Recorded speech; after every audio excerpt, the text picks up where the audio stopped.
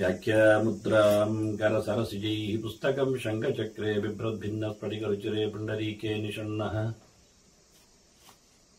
ಅಮ್ಲಾನಶ್ರೀರಮೃತವಿಶದೈರಂಶಭಿಪ್ಲಾವಯನ್ಮಾವಿರ್ಭೂಯಾದನಗಮಹಿಮಾ ಮಾನಸೇ ವಾಗಧೀಶಃ. ನಮಸ್ತೆ ಪ್ರಾಣೇಶ ಪ್ರಣತ ವಿಭವ ಯಾವನಿಮಗಾಹ ನಮಃ ಸ್ವಾಮಿನ್ ರಾಮಪ್ರಿಯತಮನುಮನ್ ಗುರುಗುಣ ನಮಸ್ತುಭ್ಯಂ ಭೀಮ ಪ್ರಬಲತಮ ಕೃಷ್ಣೇಷ್ಟ ಭಗವನ್ ನಮಃ ಶ್ರೀಮನ್ಮಧ್ವ ಪ್ರದಿಶ ಸುದೃಶನ್ನೋ ಜಯ ಜಯ ಶ್ರೀ ಗುರುಭ್ಯೋ ನಮಃ. ನಾರಾಯಣಂ ಸುರಗುರುಂ ಜಗದೇಕನಾಥಂ ಭಕ್ತಪ್ರಿಯಂ ಸಕಲಲೋಕನಮಸ್ಕೃತಂ ಚ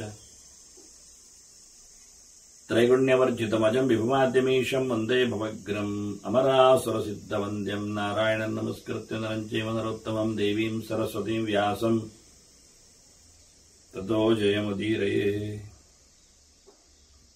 ವೇದವ್ಯಾಸರ ಮಹಾಭಾರತದ ಚಿಂತಕರಿಗೆ ವಂದನೆಗಳು. ಶಾಂತಿ ಪರ್ವದ 75ನೆಯ ಪ್ರವಚನವಿದು.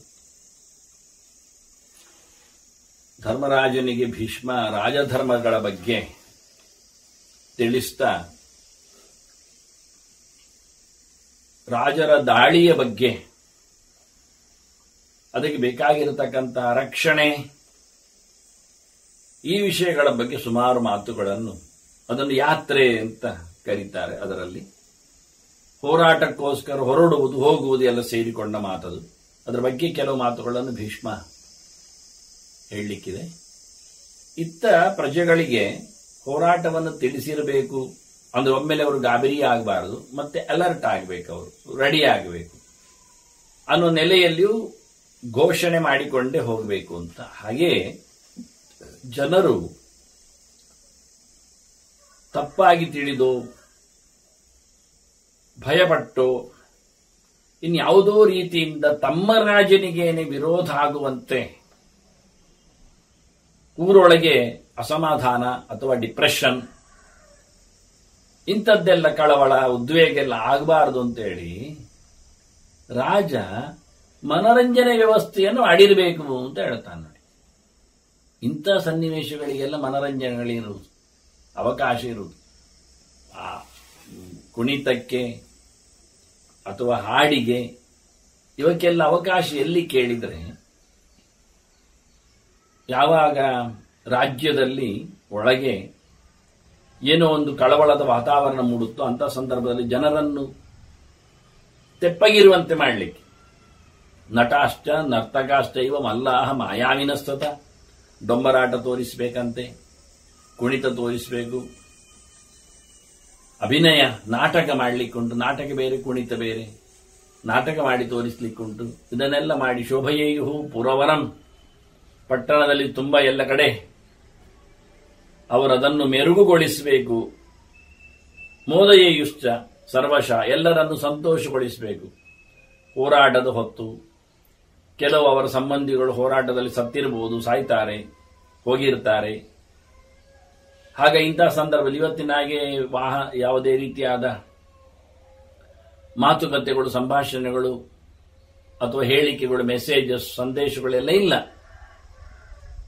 ಹಾಗಾಗಿ ತಮ್ಮ ಊರಿನ ಏನೊಂದು ಸೇನೆಯ ಜನ ಇದ್ದಿರಬಹುದು, ಮನೆ ಮಂದಿ ಇದ್ದಿರಬಹುದು, ಅವರಿಗೆಲ್ಲ ಗಾಬರಿಯಾಗದಂತೆಯೂ ಅವರನ್ನು ಮೈಂಡ್ ಡೈವರ್ಟ್ ಮಾಡಲಿಕ್ಕೆ ರಾಜ ಹೀಗೆ ಊರು ತುಂಬ ನಡೆಸಿಕೊಡಬೇಕು ಅಂತ. ಊರಿನಲ್ಲಿ ಇಂಥದ್ದಕ್ಕೂ ಒಂದು ಅವಕಾಶ ಇದೆ, ಇದು ರಾಜನ ಕಥೆಯಿಂದಲೇ ಆಗಲಿಕ್ಕೆ, ರಾಜಪೋಷಣೆಯಲ್ಲಿ ಆಗುವಂಥದ್ದು. ಮತ್ತು ಯಾರಾದರೂ ರಾಜನಿಗೆ ತನ್ನ ದೇಶದ ವಿಷಯದಲ್ಲಿ, ಕಾರ್ಯದ ವಿಷಯದಲ್ಲಿ ಏನೋ ಪಿತೂರಿ ನಡೆಸಿದಂತೆ, ಏನೋ ಹೆಚ್ಚು ಕಡಿಮೆ ಆಗಿದಂತೆ, ಶತ್ರುಪಕ್ಷದೆಡೆಗೆ ಯಾರೋ ಸೇರಿಕೊಂಡಂತೆ ಅಥವಾ ಏನೋ ಒಂದು ಆದಂತೆ ಗಮನಿಸಲಿದ್ರೆ ಬಂದ್ರೆ, ಸಂಶಯ ಬಂದು ಅವನು ಹೇಳ್ತಾನೆ ಯತಶಂಕಾ ಭವೇಚ್ಛಾಪಿ, ಏನಾದರೂ ಒಂದು ರೀತಿಯಿಂದ ಅವನಿಗೆ ಸಂಶಯ ಬಂದ್ರು, ಎಲ್ಲಿಂದ? ಭೃತ್ಯತೋ ವಾಪಿ ಮಂತ್ರಿತಃ, ಸೇವಕ ವರ್ಗದವರಲ್ಲಿಯೇ ಆಗಿರಲಿ, ಯಾರೋ ಒಬ್ಬನಲ್ಲಿ ಏನೋ ಒಂದು ಪಿತೂರಿ ಆಗಿದೆ, ಏನೋ ಒಂದು ಸಂಶಯ ಬಂದಿದೆ, ಏನೋ ಲೀಕ್ ಮಾಡಿದ್ದಾನೆ ರಾಜತಂತ್ರವನ್ನು, ಏನೋ ಇದ್ದಿದ್ರೆ ಹಾಗೆಯೇ ಮಂತ್ರಿವರ್ಗಗಳಲ್ಲೇ ಇರಲೇಬೇಕಾದ್ರೆ ಸ್ವಲ್ಪ ಪೊಸಿಷನ್ ಮೇಲೆ ಭೃತ್ಯ ವರ್ಗಕ್ಕಿಂತ ಮೇಲಿನ ವರ್ಗ ಮಂತ್ರಿಗಳು, ಅದು ಮಾನ್ಯತೆಯನ್ನು ಪಡೆಯುವಂಥದ್ದು, ಅದು ಪರಂಪರೆಯೂ ಅದಕ್ಕಿರುತ್ತದೆ. ಮತ್ತೆ ಬುದ್ಧಿ ಖರ್ಚಿದೆ ಅಲ್ಲಿ. ಹಾಗಾಗಿ ಫಿಸಿಕಲ್ ವರ್ಕ್ ಇರುವಂತದ್ದು ಹೆಚ್ಚಾಗಿ ಭೃತ್ಯರಲ್ಲಿ, ಸೇವಕರಲ್ಲಿ. ಇವನಲ್ಲಿ ಮಾನಸಿಕವಾದಂತಹ ಅಥವಾ ಬೌದ್ಧಿಕವಾದಂತಹ ಒಳ್ಳೆ ಸ್ಕಿಲ್ನೆಸ್ ಇರ್ತದೆ, ಎಬಿಲಿಟಿ ಇರ್ತದೆ. ಅಂತ ನೆಲೆಯಲ್ಲಿ ಒಂದೊಮ್ಮೆ ಇವನಿಗೆ ಅನ್ಯಾಯ ಆಗಿದ್ದರು, ಅನ್ಯಾಯ ಆಗಿದೆ ಅನ್ನತಕ್ಕಂಥ ಡೌಟ್ ಬಂದರು. ಇದು ಎರಡು ಹಂತ. ಇನ್ನು ಪೌರೇಭ್ಯೋತ ಅಂದ್ರೆ ಪತೇಷ್ಟಾಭಿ, ಇನ್ನೊಂದು ಕಡೆಯಿಂದ ಪಟ್ಟಣದವರಿಂದಲೇ, ಪ್ರಜೆಗಳಿಂದಲೇ, ಯಾವನೊಬ್ಬ ಪ್ರಜೆಯಿಂದ, ಯಾವುದೋ ಒಂದು ಸಮೂಹದಿಂದ, ಯಾವುದೋ ಒಂದು ಪಾಳಯದಿಂದ ರಾಜನಿಗೆ ಏನೋ ಒಂದು ವಿಶ್ವಾಸ ಬರ್ತಾ ಇಲ್ಲ.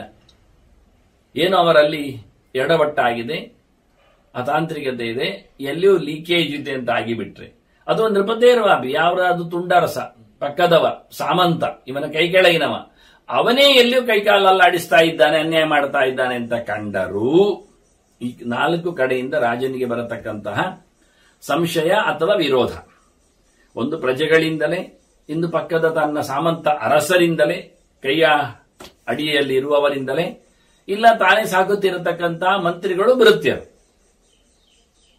ಇಷ್ಟು ಕಡೆಗಳಿಂದ ಒಂದೊಮ್ಮೆ ಅವನಿಗೆ ಏನಾದರೂ ವಿಶೇಷವ ನೋಡಿ. ಅವನು ನೆಚ್ಚುವ ಗುರುಗಳ ಕಡೆಯಿಂದ ಹೇಳುವುದಿಲ್ಲ. ಆಚಾರ್ಯ ಸ್ಥಾನದಲ್ಲಿದ್ದವರು ಯಾವತ್ತೂ ಅವನನ್ನು ತಪ್ಪಿನಲ್ಲಿ ತರುವುದಿಲ್ಲ, ಅವರ ಮೇಲೆ ಸಂಶಯವಿಲ್ಲ. ನೋಡಿ ಅವನಿಗೆ ಒಂದೊಮ್ಮೆ ಗುರುತಿಸುವುದಾದ್ರೆ ಅದು ಮಂತ್ರಿಗಳ ವರ್ಗದಲ್ಲಿ ಅವನು ಸೇರ್ತಾನೆ, ಬೇಕಾದ್ರೆ ಇಟ್ಟುಕೊಳ್ಳೆ ಸಲಹೆಗಾರ ಅಂತ. ಆದರೆ ಸಲಹೆಗಾರಕ್ಕಿಂತಲೂ ವಿಶೇಷವಾಗಿ ಪೌರೋಹಿತ್ಯ ಸ್ಥಾನದಲ್ಲಿ, ಗುರುಸ್ಥಾನದಲ್ಲೆಲ್ಲ ಇರ್ತಾರೆ, ಅವರ ಮೇಲೆ ಇಲ್ಲ. ಅವರು ರಾಜತಂತ್ರ ಮಾಡುವುದೇ ಇಲ್ಲ, ಅಷ್ಟು ದೃಢ. ಅಂದ್ರೆ ಆಚಾರ್ಯ ಸ್ಥಾನವನ್ನು ಕಲ್ಪಿಸುವಾಗಲೇ ಅಷ್ಟು ದೃಢ ಇದೆ, ವ್ಯವಸ್ಥೆ ಇದೆ. ಹಾಗೆ ಇದಿಷ್ಟು ಕಡೆಯಿಂದ ಆಗತಕ್ಕಂಥ ಹೆಚ್ಚು ಕಡಿಮೆಯಲ್ಲಿ ಬಂದಾಗ ಇವೇನ್ ಮಾಡಬೇಕು ಅಂದ್ರೆ ಸ್ವಾಧೀನಾನ್ ಕಾರಯೇತ ತಾನ್, ಕೂಡಲೇ ಅವರನ್ನು ಹದ್ದುಬಸ್ತಿನಲ್ಲಿ ತಂದಿಡಬೇಕು, ತನ್ನ ವಶದಲ್ಲಿ ಹಾಕಿರಬೇಕು, ತನ್ನ ಕಣ್ಗಾಪಿನಲ್ಲಿ ಇಟ್ಟಿರಬೇಕು. ಒಂದು ರೀತಿಯಿಂದ ಬಂಧಿಗಳನ್ನಾಗಿಸಬೇಕು ಅಂತಲೇ ಅರ್ಥ. ಮತ್ತು ವಿಚಾರಣೆ, ಮತ್ತೆ ನೋಡ್ಲಿಕ್ಕೆ ಈಗ ಈಗ ಈಗ ಎಲ್ಲಿಯೋ ತಂತ್ರದಲ್ಲಿ, ರಣತಂತ್ರದಲ್ಲಿ, ಬದುಕಿನಲ್ಲಿ ಎಲ್ಲಿಯೋ ಹೆಚ್ಚು ಕಡಿಮೆ ಆದದ್ದಕ್ಕೆ ಸಂಶಯ ಬಂದಿದೆ. ಸಂಶಯ ಬಂದಾಗ ಅವನನ್ನು ಒಳಗಾಕಿ ಆಗಿರುತ್ತದೆ ರಾಜ. ಮತ್ತೆ ಚೆನ್ನಾಗಿ ಅಭ್ಯಾಸ ಮಾಡಿಕೊಂಡು ಕೆಲಸ ಮುಗಿದೋದ ನಂತರ ಮತ್ತೆ ಅವರನ್ನು ವಿಚಾರಿಸಲಿಕ್ಕೆ ಅದು ಬಿಡ್ಲಿಕ್ಕೆ. ಕೃತೇ ಕರ್ಮಾಣಿ ರಾಜ ತಾನ್ ಪೂಜೆಯೇತು ಧನ ಸಂಚಯ. ಒಂದೊಮ್ಮೆ ಹೌದಾದ್ರೆ ಆಯ್ತಲ್ಲ, ಮತ್ತೆ ನೋಡುವ. ಅಲ್ಲಾದ್ರೆ ಕೈ ಮುಗಿದು ಕಳಿಸ್ಲಿಕ್ಕೆ ಅವರನ್ನು. ಸಂಶಯ ಬಂದ ಸಂಶಯದಲ್ಲಿ ಎರಡು ದೃಷ್ಟಿ. ಒಂದು, ರಾಜನಿಗೆ ವಿರೋಧ ಮಾಡಿದ್ದಾನ ಅಂತ ಹೇಳು, ಇಲ್ಲವ ಅಂತಷ್ಟೇ. ಇದು ಸಂಶಯದಿಂದ ಯಾರು ಹಿಡಿಸಿ ಹಾಕಿದ್ದು, ಆರೋಪಿತವಾದದ್ದು ಎಲ್ಲ ಕತೆ. ಇವನದ್ದು ಕೆಲಸ ಮುಗ್ದೋದ ನಂತರ ಆಗಿದ್ರೆ, ಯಾವುದೋ ಒಂದು ವಿಷಯದಲ್ಲಿ ಬಂದಾಗ ಅದು ಸಂಶಯ ಬಂದದ್ದು ಹೀಗೀಗೆ ಆಗಿದೆ ಅಂತ ಅವನನ್ನು ಬದಿಗಿಟ್ಟಿದ್ದಾನೆ. ಈಗ ಆ ಕೆಲಸ ಮುಗಿದಿದೆ ರಾಜನದ್ದು. ಆ ನಂತರ ಆತರ ಅವರ ಬಗ್ಗೆ ಅವನಿಗೆ ಒಂದೊಮ್ಮೆ ಅವರಲ್ಲ ಅಂತ ಆಗಿದ್ರೆ, ಕೆಲಸ ಆಗಿ ಹೋಗಿದ್ರೆ, ರಾಜ ಅವರನ್ನು ಬಹಳ ಖುಷಿಯಲ್ಲಿ, ಸಂತೋಷದಲ್ಲಿ ಅವರನ್ನು ಒಳ್ಳೆ ರೀತಿಯಿಂದ ಗೌರವಿಸಿ, ಅವರಿಗೆ ದುಡ್ಡೊಂದಿಷ್ಟು ರಾಶಿ ಕೊಟ್ಟು, ಮಾನನೇನ ಯಥಾರ್ಹೇನ, ಒಳ್ಳೆ ಗೌರವ ಕೊಡಬೇಕಾದ ಬಹುಮಾನಗಳನ್ನೆಲ್ಲ ಕೊಟ್ಟು, ಸಾಂತ್ವೇನ ವಿಧೇನಚ, ಅವರನ್ನು ಸಮಾಧಾನ ಪಡಿಸ್ತಾ ಮಾತುಗಳಿಂದ. ಕೊಟ್ಟದ್ರಿಂದ ಆಗಿ ಹೋಯ್ತಲ್ಲ, ನನಗೇನೋ ಡೌಟ್ ಬಂತು, ಯಾರೋ ಪಿತೂರಿ ನಡೆಸಿದ್ದರ ಬಗ್ಗೆ ಆರೋಪಿಸಿದ್ರು, ಹೆಸರು ಹೇಳಿದ್ದಾರೆ, ಹಾಗಾಗಿ ನಿಮ್ಮನ್ನು ನಾವು ಅಮಾನಿತನಲ್ಲಿಡಬೇಕಾಗಿತ್ತು. ನಮ್ಮ ವಿಶ್ವಾಸಿಗಳು ನೀವು, ಮಂತ್ರಿಗಳು, ನಮ್ಮ ಭೃತ್ಯರು ನೀವು, ನಮ್ಮ ಕೆಲಸದವರು, ನಮ್ಮ ಪ್ರಜೆಗಳು ನೀವು, ನಮ್ಮಲ್ಲೇ ಇರುವವರು ನೀವು, ನನ್ನ ಸಾಮಂತನೇ. ಆದ್ರೆ ನನಗೆ ಏನೋ ಒಂದು ಕಡೆ ಆಗಿ ಹೋದದ್ದರಿಂದ ಅದರ ಬಗ್ಗೆ ನಾನು ಗಮನಿಸಬೇಕಾಗಿತ್ತು, ಗಮನಿಸಿದ್ದೇನೆ, ಸಂತೋಷವಾಗಿ ತಮ್ಮನ್ನು ಬಿಟ್ಟುಕೊಟ್ಟಿದ್ದೇನೆ ಅಂತ ಹೇಳಿ, ಹೀಗಾಗಿ ಅವರನ್ನು ಅಲ್ಲಾಗಿದ್ರೆ, ಕೆಲಸ ಆಗಿ ಹೋಗಿದ್ರೆ ಮುಗಿಸಿಬಿಡಬಹುದು, ಕಳಿಸಿಬಿಡಬಹುದು. ಒಂದೇ ಒಂದೊಮ್ಮೆ ಅವರು ಸೇರಿಕೊಂಡಿದ್ದರೆ ಅವರನ್ನು ಆದಷ್ಟು ಇವನು ಅವರು ಬಿಟ್ಟು ಹೋಗುವ ಹಾಗೆ ಮಾಡಿ, ನಿರ್ವೇದಯಿತ್ವಾತ್ ಪರಂ, ಇವನಿಗೆ ವಿರೋಧವೇ ಆಗಿದ್ದಲ್ಲಿ, ಮಾಡಿದ್ದವುದಾದರೆ ಅವನು ಶತ್ರುವೇ ಆಗಿದ್ದಲ್ಲಿ, ಅವನಿಗೆ ರಾಜನಲ್ಲಿ ಸಂಬಂಧ ಇಲ್ಲದಂತೆ ಮಾಡುವ ವ್ಯವಸ್ಥೆ ಮಾಡಿಕೊಳ್ಳಬೇಕು. ಅವನಿಗದು ಜುಗುಪ್ಸೆ ಬರಬೇಕು. ಅಯ್ಯ ಮಾರೆ, ನನ್ನ ಭೃತ್ಯನಾಗಿ, ನನ್ನ ಮಂತ್ರಿಯಾಗಿ, ನನ್ನ ರಾಜನ್, ನನ್ನ ಪೌರನಾಗಿ ಅಂದ್ರೆ ಪ್ರಜೆಯಾಗಿ, ನನ್ನ ಸಾಮಂತನಾಗಿ ನೀನು ಹೀಗೆ ಮಾಡುವುದಾ ಅಂತೇಳಿ ಅವನಿಗೆ ತನ್ನಷ್ಟೇ ತಾನು ಮಾಡಿದ್ದರಲ್ಲೇ ಕೆಲಸದಲ್ಲಿ ಹೇಸಿಗೆ ಬರುವಂತೆ ಭಾವವನ್ನು ತುಂಬಿಸಿ, ಕೆಲವರಿಗೆ ಆಗತ್ತೆ ಹಾಗೆ. ಯಾವುದೋ ಒಂದು ಸನ್ನಿವೇಶದಲ್ಲಿ ಆಗಿ ಹೋದ ಘಟನೆ ಆದ್ದರಿಂದ ಯಾರದ್ದು ಒತ್ತಾಯಕ್ಕೆ, ಯಾವುದೋ ಒಂದು ಪ್ರಲೋಭನೆಗೆ ಆತ ಒಂದೊಮ್ಮೆ ರಾಜ ವಿರೋಧಿಯಾದಂತಹ ಚಟುವಟಿಕೆಯಲ್ಲಿ ತಿರುಗಿ ಇಲ್ಲ, ಖಂಡಿತವಾಗಿಯೂ ನಾನಿದ್ದೇನೆ ಅಂತ ಸಹಜವಾಗಿ ಅವನು ವಾಲ್ಬಹುದು, ಇರಬಹುದು. ಆದರೆ ಅವನಲ್ಲಿ ಆದಷ್ಟು ಇಲ್ಲಿಂದ ಹೊರಗೆ ಹೋಗುವಾಗೆ ಮಾಡಿ ಅವನಿಗೆ ತನ್ನ ಕೆಲಸದ ಮೇಲೆ ಬಂದಿರತಕ್ಕಂತಹ ಭಾವಗಳು ದುಷ್ಟವಾಗಿದೆ ಅಂತ ಅವನಿಗೆ ತೋರಿಸಿಬಿಟ್ಟು, ಇಲ್ಲ ಹತ್ವಾಮ ಕುರುನಂದನ, ಇಲ್ಲ ಭೀಷ್ಮ ಹೇಳ್ತಾನೆ, ಇಲ್ಲ ಅಂತವರು ಸತ್ಯ ಆಗಿದ್ರೆ ಅವರಿಗೆ ಜಿಗುಪ್ಸೆ ಬರುವುದಿಲ್ಲ, ತಾವು ಮಾಡಿದ್ರಲ್ಲಿ ತಪ್ಪಿನ ಯೋಚನೆ ಬರುವುದಿಲ್ಲ, ಬಂದಿದ್ರು ಮತ್ತೊಮ್ಮೆ ಅವರು ಹಾಗೆ ಈಗ ಎದುರಲ್ಲಿ ಹಾಗೆ ಹೇಳುತ್ತಾರೆ, ಮತ್ತೆ ಹಿಂಬದಿಯಿಂದ ಮತ್ತೆ ವಿರೋಧಿಸ್ತಾನೆ ಅಂತಾಗಿದ್ರೆ ಅಂತವರನ್ನು ಮುಗಿಸುವುದೇ ಒಳ್ಳೆಯದು ಹೇಳಿದ ಭೀಷ್ಮ. ಕೊಂದು ಬಿಡು, ತೊಂದರೆ ಇಲ್ಲ. ಒಟ್ಟು ಗತಾಂದ್ರಣ್ಯ ಭವೇತ್ ರಾಜ ಯಥಾ ಶಾಸ್ತ್ರೇ ನಿರ್ದರ್ಶಿತ. ಇದು ಶಾಸ್ತ್ರದಲ್ಲಿ ಹೇಳಲ್ಪಟ್ಟ ಕತೆ. ಅವನಿಂದ ಋಣ ಮುಕ್ತನಾಗಿಕ್ಕು. ಅವನನ್ನು ನಾವು ಸಾಕಿದ್ದಕ್ಕೆ, ಕೆಲವೊಮ್ಮೆ ಹಾಗೆ 10-15 ವರ್ಷ ಸಾಕಿದ್ದಕ್ಕೆ ತಿಂದು ತೇಗಿದವರು ಕೊನೆಗೆ ಅದೇ ಮನೆಗೆ ಎರಡೆಣಿಸ್ತಾರೆ. ನನಗೆ ಅನುಭವ ಆಗಿಬಿಟ್ಟಿದೆ ಬಿಡಿ, ಇನ್ನು ಲೋಕಕ್ಕೇನು ಹೇಳುವ. ಹಾಗಾಗಿ ಮನುಷ್ಯ ಯಾವುದೋ ತಪ್ಪು ಆರೋಪಗಳೊಂದಿಗೆ, ಜನರ ಬೆಂಗಾವಲಿನೊಂದಿಗೆ ಹೇಳಿದ ತಕ್ಷಣ ಜನ ಒಪ್ತಾರೆ. ಕೆಲವೊಮ್ಮೆ ಅರ್ಥ ಆಗುವುದಿಲ್ಲ, ಜನಕ್ಕೆ ಕೇಳುವುದಿಲ್ಲ, ಒನ್ ಸೈಡೆಡ್. ಇದರಿಂದಾಗಿ ಕೊನೆಗೆ ಅವನು ಋಣಮುಕ್ತನಾಗಬೇಕು. ಬಿಟ್ಟುಕೋ, ಹೊರಗಾಕು, ಇಲ್ಲ ಮಾಡಿಕೋ ಅಂತಾನೆ ಭೀಷ್ಮ.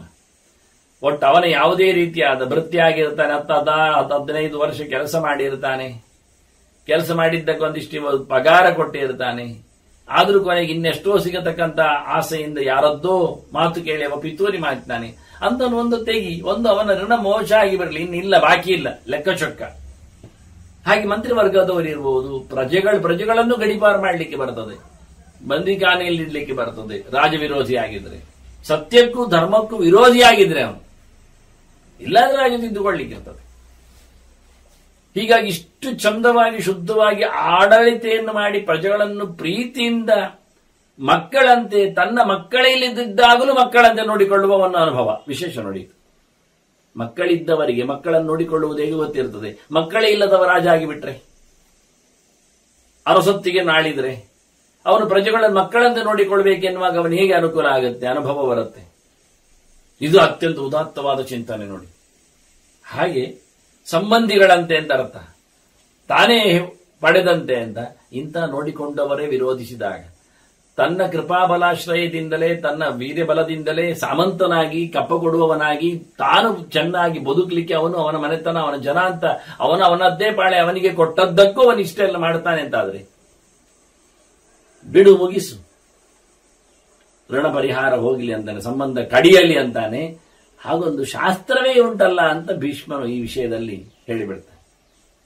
ಹೀಗಾಗಿ ಟೋಟಲಿ ರಾಜ್ಯ ಅಂದ್ರೆ ಒಂದು ಸಪ್ತಾಂಗದ ವ್ಯವಸ್ಥೆ. 7 ಮುಖಗಳಿವೆ ರಾಜ್ಯದಲ್ಲಿ. ನೋಡಲೇಬೇಕಾದ್ದು, ತಿಳಿಯಲೇಬೇಕಾದ್ದು ನಿಜವಾದ ದೊಡ್ಡ ಸಂಗತಿ ಇದು. ಇದಕ್ಕೆ ಅನೇಕ ಆಯಾಮಗಳಿವೆ. ಭಾರತ ಇಲ್ಲೊಂದು ರೀತಿಯಿಂದ ಹೇಳ್ತದೆ, ಅಂದ್ರೆ ಭೀಷ್ಮದ ಇಲ್ಲೊಂದು ರೀತಿಯಿಂದ ಹೇಳ್ತಾರೆ. ಆತ್ಮ, ಅಮಾತ್ಯಾಶ್ಚ, ಕೋಶಾಶ್ಚ, ದಂಡ, ಮಿತ್ರಾಣಿ ಚೈವಹಿ. ಅವನು ಹೇಳ್ತಾನೆ ಒಂದಿಷ್ಟೆಲ್ಲ ಉಂಟು ಅಂತ. ರಾಜ್ಯ ಅಂದ ತಕ್ಷಣ ಸಪ್ತಾಂಗ ಅಂದ್ರಲ್ಲಿ ಅದರಲ್ಲಿ ಒಂದಂಗ ರಾಜನೇ. ಈಗ ರಾಜನ ಇಟ್ಟುಕೊಂಡು ಹೇಳಿದ ಕಥೆ ಇದು. ಇನ್ನು ರಾಜನನ್ನು ಬಿಟ್ಟು ಹೇಳುವ ಕಥೆ ಬೇರೆ ಉಂಟು. ಇದರಲ್ಲಿ ಜೀವಗಳನ್ನು ಇಟ್ಟುಕೊಂಡು ಹೇಳ್ತಾರೆ, ಇತರಗಳನ್ನು ಇಟ್ಟುಕೊಂಡು ಹೇಳ್ತಾರೆ. ಜೈವಿಕ ಮತ್ತು ಅಜೈವಿಕವಾದ್ದು, ಜಡ ಜೀವಗಳ ಮಿಶ್ರಣದಿಂದ ಹೇಳ್ತಾರೆ. ಇನ್ನು ಕೇವಲ ಜೈವಿಕವಾದದ್ದನ್ನೇ ಹೇಳಲಿಕ್ಕೆ ಬರ್ತದೆ, ಅಜೈವಿಕವಾದದ್ದನ್ನು ಇಟ್ಟುಕೊಳ್ಳಿಕ್ಕೂ ಬರ್ತದೆ. ಇದೆಲ್ಲ ಅನೇಕ ಆಯಾಮಗಳಿಂದ ಹೇಳತಕ್ಕ ಕಥೆಗಳು. ಎಲ್ಲದಕ್ಕೂ ಪುರಾಣಗಳು, ದಂಡನೀತಿಗಳು, ಶಾಸ್ತ್ರಗಳು ಪ್ರಮಾಣಗಳಾಗಿರ್ತವೆ. ಇಲ್ಲಿ ಭೀಷ್ಮನ ಹೇಳ್ತಾರೆ, ರಾಜ ಒಂದು ಘಟಕ, ಮಂತ್ರಿಗಳು ಒಂದು ಪೂರಕ ಘಟಕಗಳು. ರಾಜ ಇದ್ರೆ ಮಂತ್ರಿಗಳು ಬೇಕೇ ಬೇಕು. ನಾನಾಗಿ ಯುಗಾದಿಯ ಬಗ್ಗೆ ಮಾತಾಡುವಾಗ ಹೇಳುವುದುಂಟು, 2 ಯುಗಾದಿಯನ್ನು ಆಚರಿಸಲಿಕ್ಕೆ ಬೇಕು ಮನುಷ್ಯ ಕುಲ ಅಂತ. ಯಾಕೆಂದ್ರೆ ಯುಗಾದಿ ಅಂದ್ರೆ ಆರಂಭದ ದಿನ ಅಂತ ಹೇಳುದಲ್ವ, ಸೃಷ್ಟಿ ಆರಂಭದ ದಿನ ಅಂತ. ಸೃಷ್ಟಿ ಆರಂಭದ ದಿನ ಅಂತ ನೀವೇ ಯೋಚಲಿಕ್ಕೆ ಹಾಗೆ. ಸೃಷ್ಟಿ ಆರಂಭದ ದಿನ ಅಂದ ತಕ್ಷಣ ಏನಿರ್ತದೆ ಹೇಳಿ? ಯಾವ ಮಾಸ ಬರಬೇಕು? ಆರಂಭದ ಮಾಸವೇ ಬರಬೇಕು. ಹೌದು, ಆ ಆರಂಭ ಮಾಸದಲ್ಲಿ ಯಾವ ಭಕ್ಷ್ಯ ಬರಬೇಕು? ಆರಂಭದ ಭಕ್ಷ್ಯವೇ ಬರಬೇಕಲ್ಲ, ಮತ್ತೆಂತದ್ದು? ಅಂದ ಚೈತ್ರವೇ ಬರಬೇಕು, ಶುಕ್ಲ ಭಕ್ಷ್ಯವೇ, ಮತ್ತೆ ತಿಥಿ ಯಾವ್ದು? ಮೊದಲನೇತೆ ಬರಬೇಕಲ್ಲ, ಪ್ರತಿಪತ್ತೆ. ಸರಿ ಆಯ್ತಲ್ಲ. ಹಾಗಾಗಿ ಆರಂಭ ಅಂತ ಅಂದ ತಕ್ಷಣ ಮಾಸದಲ್ಲಿ ಚೈತ್ರವನ್ನೇ ಅಲ್ಲದೆ ಶುರು ಮಾಡಲಿಕ್ಕೆ ಮತ್ತೇನು ಮಾಡಲಿಕ್ಕೆ ಬರ್ತದೆ? ಮಧುಶ್ಚ ಮಾಧವಶ್ಚ ವಾಸಂತಿಕ ಋತು ಅಂತ ವಸಂತ ಋತು ಅಲ್ಲ ಆರಂಭ.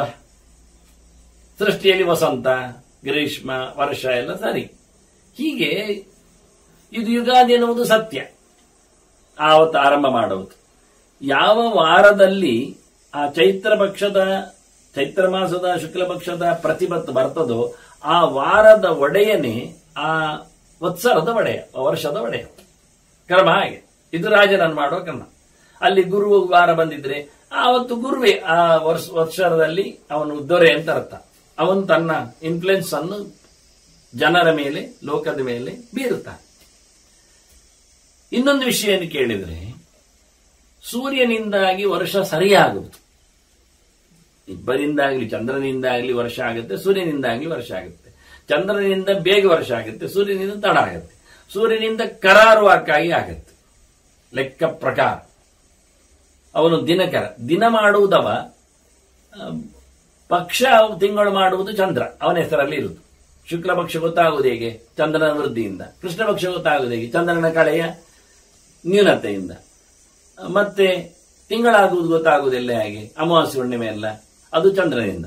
ಅವನ ಕಳೆ ಪೂರ್ತಿ ಆಗುವುದು, ಕಳೆ ಇಲ್ಲ ಆಗುವುದು ಎಲ್ಲ ಕಾಣುವುದರಿಂದ ಅಲ್ವಾ? ಹಾಗಾಗಿ ತಿಂಗಳು ಲೆಕ್ಕಕ್ಕೆ ಸಿಗುವುದು ಚಂದ್ರನಿಂದ, ದಿನ ಲೆಕ್ಕಕ್ಕೆ ಸಿಗುವುದು ಸೂರ್ಯ. ಅದರಿಂದ ದಿನಕರ ಹೆಸರು ಅವನಿಗೆ. ನೀವು ಪ್ರತಿನಿತ್ಯ ಸೂರ್ಯೋದಯ ಸೂರ್ಯಾಸ್ತ ನೋಡಿಕೊಂಡು ಸಂಧ್ಯಾನುಷ್ಠಾನ ಅದನ್ನು ನಡೆಸಬೇಕಾದ್ರೆ ಸೂರ್ಯನ ನೋಡಿ. ಅಂದ ಸಣ್ಣ ಪೀರಿಯಡ್ ನೋಡುವಾಗ ಸೂರ್ಯ, ದೊಡ್ಡ ಪೀರಿಯಡ್ ನೋಡುವಾಗ ಚಂದ್ರ. ಯೋಗ್ಯತೆಯಲ್ಲಿ ಹಾಗೆಯವರು ಸೂರ್ಯನಿಗಿಂತ ಚಂದ್ರ ಮಿಗಿಲಿದ್ದಾನೆ ಸ್ವಲ್ಪ ಯೋಗ್ಯತೆ. ಇಂತಹ ದೊಡ್ಡ ಲೆಕ್ಕವನ್ನು ಸರಿಗೂಡಿಸಲಿಕ್ಕೆ ಮತ್ತೆ ದಿನಕ್ಕೆ ಲೆಕ್ಕ ಸರಿ ಮಾಡಲಿಕ್ಕೆ 3-3.5 ವರ್ಷದಲ್ಲಿ ಒಂದು ಅಧಿಕ ಮಾಸವನ್ನು ಹಾಕಿ ಯಥಾ ಪ್ರಕಾರ ಮತ್ತೆ ಸಂವತ್ಸರಕ್ಕೆ ಸರಿ ಮಾಡಿಕೊಂಡು ಬರುವುದು. ಒಂದೇ ಲೆಕ್ಕ ಹೋಗ್ತದೆ. ಆದ್ರಿಂದ ಚಂದ್ರನನ್ನು ನಾವು ಬಿಡುವುದಿಲ್ಲ. ಚಾಂದ್ರಮಾನವನ್ನು ಈ ಚೌತಿ ಆಗಲಿ, ಷಷ್ಠಿ ಆಗಲಿ, ಪಂಚಮಿ ಆಗಲಿ, ನವಮಿ ಆಗಲಿ ಇವನ್ನೆಲ್ಲ ಆಚರಿಸುವಂಥದ್ದು. ಅಂದ್ರೆ ಹಬ್ಬದ ನೆಲೆಯಲ್ಲಿ ಗಣೇಶ ಚತುರ್ಥಿ, ನಾಗಪಂಚಮಿ, ಸುಬ್ರಹ್ಮಣ್ಯ ಷಷ್ಠಿ, ದುರ್ಗಾನವಮಿ, ಅನಂತ ಚತುರ್ದಶಿ ಇವೆಲ್ಲ ನಡೆಯುವಂಥದ್ದು ತಿಥಿಯ ಮೇಲೆ, ಪಕ್ಷದ ಮೇಲೆ, ಮಾಸದ ಮೇಲೆ. ಅದಕ್ಕೆಲ್ಲ ಚಂದ್ರನೇ ಕಾರಣ. ಹೀಗಾಗಿ ಹೆಚ್ಚಿನ ಹಬ್ಬಗಳಲ್ಲಿ ಇರ್ಲಿಕ್ಕೆ ಹೋಗಿ ಯುಗಾದಿಯನ್ನು ಆಚರಿಸುವುದರಲ್ಲಿ ತಪ್ಪಿಲ್ಲ. ಇನ್ನೊಂದು ಸೂರ್ಯನ ಗತಿ ಅಂತ ಹಾಗೆ ಹೇಳಿದೆ. ಒಂದು ರಾಶಿಯ ಮೇಲೆ 30 ಡಿಗ್ರಿ ಖಗೋಳದ ಲೆಕ್ಕಾಚಾರ ಆದ್ರೆ ಅವನು ಮೀನವನ್ನು ತೊರೆದು ಮೇಷಕ್ಕೆ ಬಂದಾಗ, ಚೈತ್ರ ಬರುವುದಲ್ಲಿ ಮೇಷದಲ್ಲಿದ್ದಾಗ ಚೈತ್ರ ಇರ್ತದೆ. ಅದರಿಂದ ಅಲ್ಲಿಗೆ ಮೇಷಕ್ಕೆ ಬಂದಾಗ ಸೂರ್ಯ ಆ ಯಾವ ದಿನದಲ್ಲಿ ಮೇಷದ ಸಂಕ್ರಮಣವನ್ನು ಮಾಡಿಕೊಳ್ಳುತ್ತಾನೆ, ಬರ್ತಾನೆ, ಕಾಲಿಡುತ್ತಾನೆ, ಆ ವಾರದ ಅಧಿಪತಿ ಆ ವರ್ಷದಲ್ಲಿ ಮಂತ್ರಿ, ಸಲಹೆಗಾರ, ಮುಖ್ಯ ಸಲಹೆಗಾರ, ಪ್ರಧಾನಮಂತ್ರಿ ಇದ್ದಾಗಿ. ಅವನು ಮುಖ್ಯ ರಾಜ, ಪ್ರಧಾನ ರಾಜ, ಅಖಂಡ ಅರಸಾವ. ಇವ ಅಖಂಡ ಮಂತ್ರಿ ಇದ್ದಾನೆ. ಮತ್ತೆ ಉಳಿದವರೆಲ್ಲ ಇದ್ದಾರೆ. ಮತ್ತೆ ನೋಡುವ. ಹೀಗೆ ಇವರಿಬ್ಬರು ರಾಜ ಮತ್ತು ಮಂತ್ರಿ ಬೇಡವ ನಮಗೆ. ಮಂತ್ರಿ ಇಲ್ಲದ ರಾಜ ಎಂತದ್ದು ಕರ್ಮ? ರಾಜನಿಲ್ಲದ ಮಂತ್ರಿ ಏನು ವಿಷಯ? ಆದರೆ ಇವರಿಬ್ಬರು ಬೇಕಾದ್ರೆ 2 ಯುಗಾದಿಯನ್ನು ಆಚರಿಸಲಿಕ್ಕೆ ಉಂಟು. ಶಾಸ್ತ್ರಕಾರ 2 ಉಲ್ಲೇಖ ಮಾಡಿದ್ದಾರೆ. ಇನ್ನು ರಾಜ ಒಬ್ಬ ಆಯ್ತಲ್ಲ ಚಾಂದ್ರಮಾನದ ಲೆಕ್ಕಾಚಾರದಲ್ಲಿ, ಮಂತ್ರಿ ಒಬ್ಬನನ್ನು ಹೇಳಿದೆ ಪ್ರಧಾನ ಯಾರು ಅಂತ, ಮೇಷ ಸಂಕ್ರಮಣ ಅಧಿಪತಿ. ಹೀಗೆ ಮೇಷದಾಗೆ ಕರ್ಕ, ತುಲ, ಸಂಕ್ರಮಣದ ಅಧಿಪತಿಗಳೆಲ್ಲ ಇನ್ನು ಮುಂದಕ್ಕೆ ಅವನೊಟ್ಟು ಸೇರ್ತಾರೆ. ಎಲ್ಲಾ ಮಂತ್ರಿಗಳು ಸಿಗುವುದು ನಮಗೆ ಅಲ್ಲಿ ಸಂಕ್ರಮಣದ ಅಧಿಪತಿಗಳ ಮಂತ್ರಿಗಳು. ಮತ್ತೆ ನೋಡ್ಲಿಕ್ಕೆ ಹೋದ್ರೆ ಸಸ್ಯಾಧಿಪತಿ ಆಗಲಿ, ಮೇಘಾಧಿಪತಿ ಆಗಲಿ ಎಲ್ಲ ಆಗಲಿಕ್ಕೆ ಮತ್ತೆ ಕಾರಣ ಅವರೇ. ಹಾಗಾಗಿ ಅನೇಕರು ಅಧಿಕಾರಿಗಳು ನಮಗೆ ಸಿಗುವುದು ಸೌರಮಾನ ಪದ್ಧತಿಯಲ್ಲಿ. ಅದನ್ನು ಬಿಡುವಂತೇ ಇಲ್ಲ. ರಾಜ ಸಿಗುವಂಥದ್ದು ಚಾಂದ್ರ ಪದ್ಧತಿಯಲ್ಲಿ. ಹೀಗಾಗಿ 2 ಸಹ ಇಟ್ಟುಕೊಂಡು ಮಾತಾಡಿಕೊಂಡು ಹೋಗ್ಲಿಕ್ಕೆ. ಆದ್ರಿಂದ ರಾಜ ಮತ್ತು ಮಂತ್ರಿ ಇದು ಪ್ರಧಾನವಾದಂತಹ ಲೆಕ್ಕಾಚಾರ ಸಪ್ತಾಂಗ ರಾಜ್ಯದಲ್ಲಿ. ಮತ್ತೆ ಇದು 2 ಇದ್ರೆ ಸಾಕಾದ್ರೆ ಇವರಿಗೆ ತಿನ್ಲಿಕ್ಕೆ, ಇರ್ಲಿಕ್ಕೆ, ಬದುಕಲಿಕ್ಕೆ ಬೇಡುವ ಕೋಶ ಅದು ಬೇಕೇ ಬೇಕು. ದುಡ್ಡು ಇಲ್ಲದಿದ್ರೆ ಆಗ್ತದೆ ರೀ. ಬೊಕ್ಕಸ ಉಂಟೆ. ಮತ್ತೆ ಬೊಕ್ಕಸವನ್ನು ಯಾರಾದ್ರೂ ಕೈ ಹಾಕಿ ತೆಗೆದು ಬಿಟ್ರೆ ಒಂದು ಹೊಡಿಲಿಕ್ಕೆ ಒಂದು ಕೋಲು ಬೇಡ, ಬೇಕಪ್ಪ. ದಂಡ ನೀತಿ ಉಂಟೆ ಉಂಟು. ದುಡ್ಡು ಉಂಟು, ದಂಡ ಉಂಟು. ನೋಡಿ, ಅದನ್ನು ಬೇಕಾಬಿಟ್ಟಿಯಾಗಿ ಖರ್ಚು ಮಾಡುವಾಗಿಲ್ಲ, ಕೊಳ್ಳೆ ಹೊಡೆಯುವಂತಿಲ್ಲ. ವಿನಿಯೋಗಿಸುವಲ್ಲಿ ವ್ಯವಸ್ಥೆ ಬೇಕು. ಆದ್ರಿಂದ ಈ ಕೋಶ, ದಂಡ ಇದು ಜೈವಿಕ ಅಲ್ಲ ಆ ಲೆಕ್ಕಾಚಾರದಲ್ಲಿ. ಆದ್ರೆ ಸೇರುವಾಗ ಅದನ್ನು ಸೇರಿಸಿಕೊಂಡು, ಅದಕ್ಕೆ ನಾನು ಹೇಳಿದ ಅನೇಕ ರೀತಿಯಿಂದ ನೋಡ್ಲಿಕ್ಕೆ ಬರ್ತದೆ ಇಲ್ಲಿ ಅಂತ. ಅದರೊಟ್ಟಿಗೆ ಜನರೆಲ್ಲ ಇದ್ದಾರಲ್ಲ, ಮಿತ್ರರು. ರಾಜನಿಗೆ ಕೆಲಸದವರು, ಮಿತ್ರರು, ಸಂಬಂಧಿಗಳು ಎಲ್ಲ ಇದ್ದಾರೆ. ರಾಜ ವಂಶಕ್ಕೆ ಸಂಬಂಧ ಪಡುವಂತಿರುವವರು ಅವರು ಪ್ರಧಾನ ಇದ್ದಾರೆ. ಅವರು ಬೇಕಾದ ಇದರಲ್ಲಿ ಗುರುಗಳು ಸೇರುತ್ತಾರೆ. ಹಾಗೆ ತಥಾ ಜನಪದಾಶ್ಚೈವ, ಆನಂತರ ಜನ ಊರಿನವರು. ಪ್ರಜೆಗಳು, ಅದರೊಟ್ಟಿಗೆ ಪುರಂಚ ಊರು ಸಹ ರಾಜ್ಯ. ಹೀಗೆ ಒಟ್ಟು 7 ಕುರುನಂದನ ಏತ ಸಪ್ತಾತ್ಮಕಂ ರಾಜ್ಯಂ ಪರಿಪಾಲ್ಯಂ ಪ್ರಯತ್ನ. ಇದು 7 ಚೆನ್ನಾಗಿ ನೋಡಿಕೊಳ್ಳಬೇಕು. ಮಂತ್ರಿಗಳು ಹೆಚ್ಚು ಕಡಿಮೆ ಆಗಬಾರದು, ಅವರು ಪ್ರಲೋಭನೆಗೆ ಸಿಕ್ಕಿ ಇನ್ನೊಬ್ಬರ ಮಂತ್ರಿ ಆಗಬಾರದು, ದೇಶದ ವಿಷಯವನ್ನು ಲೀಕ್ ಮಾಡಲಿವಂತಿಲ್ಲ, ಅವನನ್ನು ಚೆನ್ನಾಗಿ ನೋಡಿಕೊಳ್ಳಬೇಕು, ಜನರನ್ನು ನೋಡಿಕೊಳ್ಳಬೇಕು, ಊರನ್ನು ನೋಡಬೇಕು. ಊರು ದೊಡ್ಡ ನಿನ್ನೆ ಹೇಳಿದ್ದ ಭೀಷ್ಮ, ಊರು ದೊಡ್ಡದು ಮಾಡಿ ಅಗಲ ರಸ್ತೆ ಮಾಡಿ ಜನರಿಗೆ ಅನುಕೂಲ ಆಗುವ ಹಾಗೆ ಬಾವಿಯೆಲ್ಲ ವ್ಯವಸ್ಥೆ ಮಾಡಿ ಎಲ್ಲ ಹೇಳಿದ. ಹಾಗಾಗಿ ಊರು ಚೆನ್ನಾಗಿರಬೇಕು, ಅದನ್ನು ನೋಡಿಕೊಳ್ಳಬೇಕು, ಅದನ್ನು ಬೆಳೆಸಬೇಕು, ಊರಿನ ಮಂದಿಗಳ ಬಗ್ಗೆ ಎಚ್ಚರ ಇರಬೇಕು, ತನಗೆ ಸಂಬಂಧಪಟ್ಟವರನ್ನೆಲ್ಲರನ್ನು ನೋಡಿಕೊಳ್ಬೇಕು, ಅಮಾತ್ಯರೇತರಗಳನ್ನು ನೋಡಿಕೊಳ್ಳಲಿಕ್ಕೆ ಉಂಟು. ಇವೆಲ್ಲ ರಾಜನಿಂದ ಚೆನ್ನಾಗಿ ನೋಡಲ್ಪಟ್ಟರೆ ಸಪ್ತಾಂಗ ರಾಜ್ಯ ಅದು ಪರಿಪೂರ್ಣ ಅಂತ ಅನಿಸ್ತದೆ. ಇದೆಲ್ಲ ಮತ್ತೆ ಮತ್ತೆ ಹೇಳತಕ್ಕ ಶಬ್ದಗಳು 7 ಎನ್ನುವಂತಹ ಚಿಂತನೆಯಲ್ಲಿ. ಇನ್ನು ಇದ್ರೊಟ್ಟಿಗೆ ಹೇಳುತ್ತಾನೆ, ಇನ್ನು ಮೂರರ ಕೆಲವು ಮಾತುಗಳ ಬಗ್ಗೆ ಮಾತಾಡ್ತಾನೆ. ಇದೆಲ್ಲ ತಿಳ್ಕೊಂಡ್ರೆ ರಾಜ ಒಳ್ಳೆಯವನಾಗ್ತಾನೆ ಅಂತ ಅರ್ಥ. ಮುಖ್ಯ ರಾಜ ತಿಳ್ಕೊಳ್ಬೇಕಾದ್ದು ಸಂಗತಿ.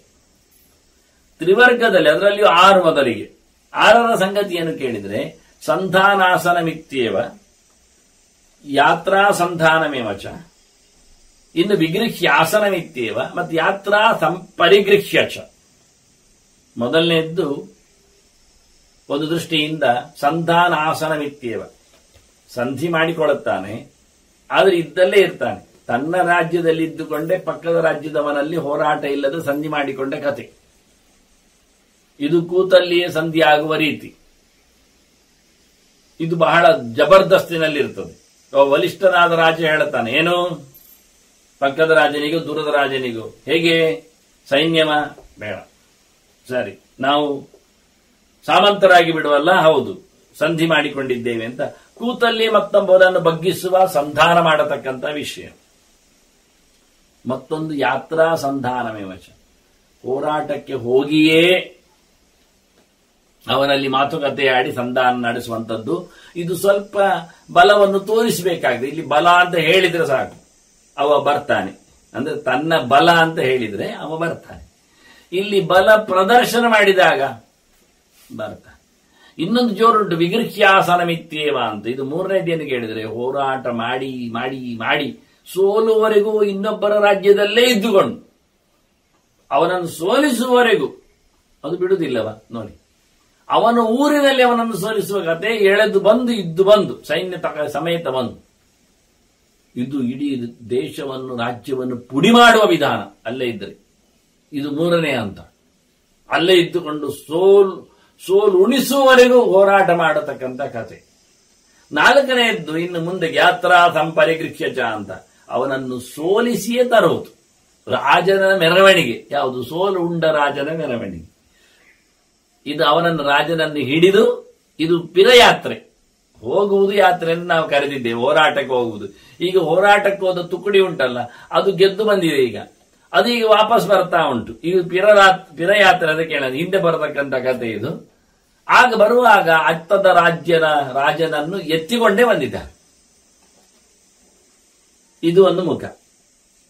ಇನ್ನು ಮುಂದಕ್ಕೆ ಹೋದ್ರೆ ಹೇಳ್ತಾರೆ, ದ್ವೈದೀಭಾವ ತನ್ನೇಷಾಂ ಸಂಶಯೋತ ಪರಸ್ಯ.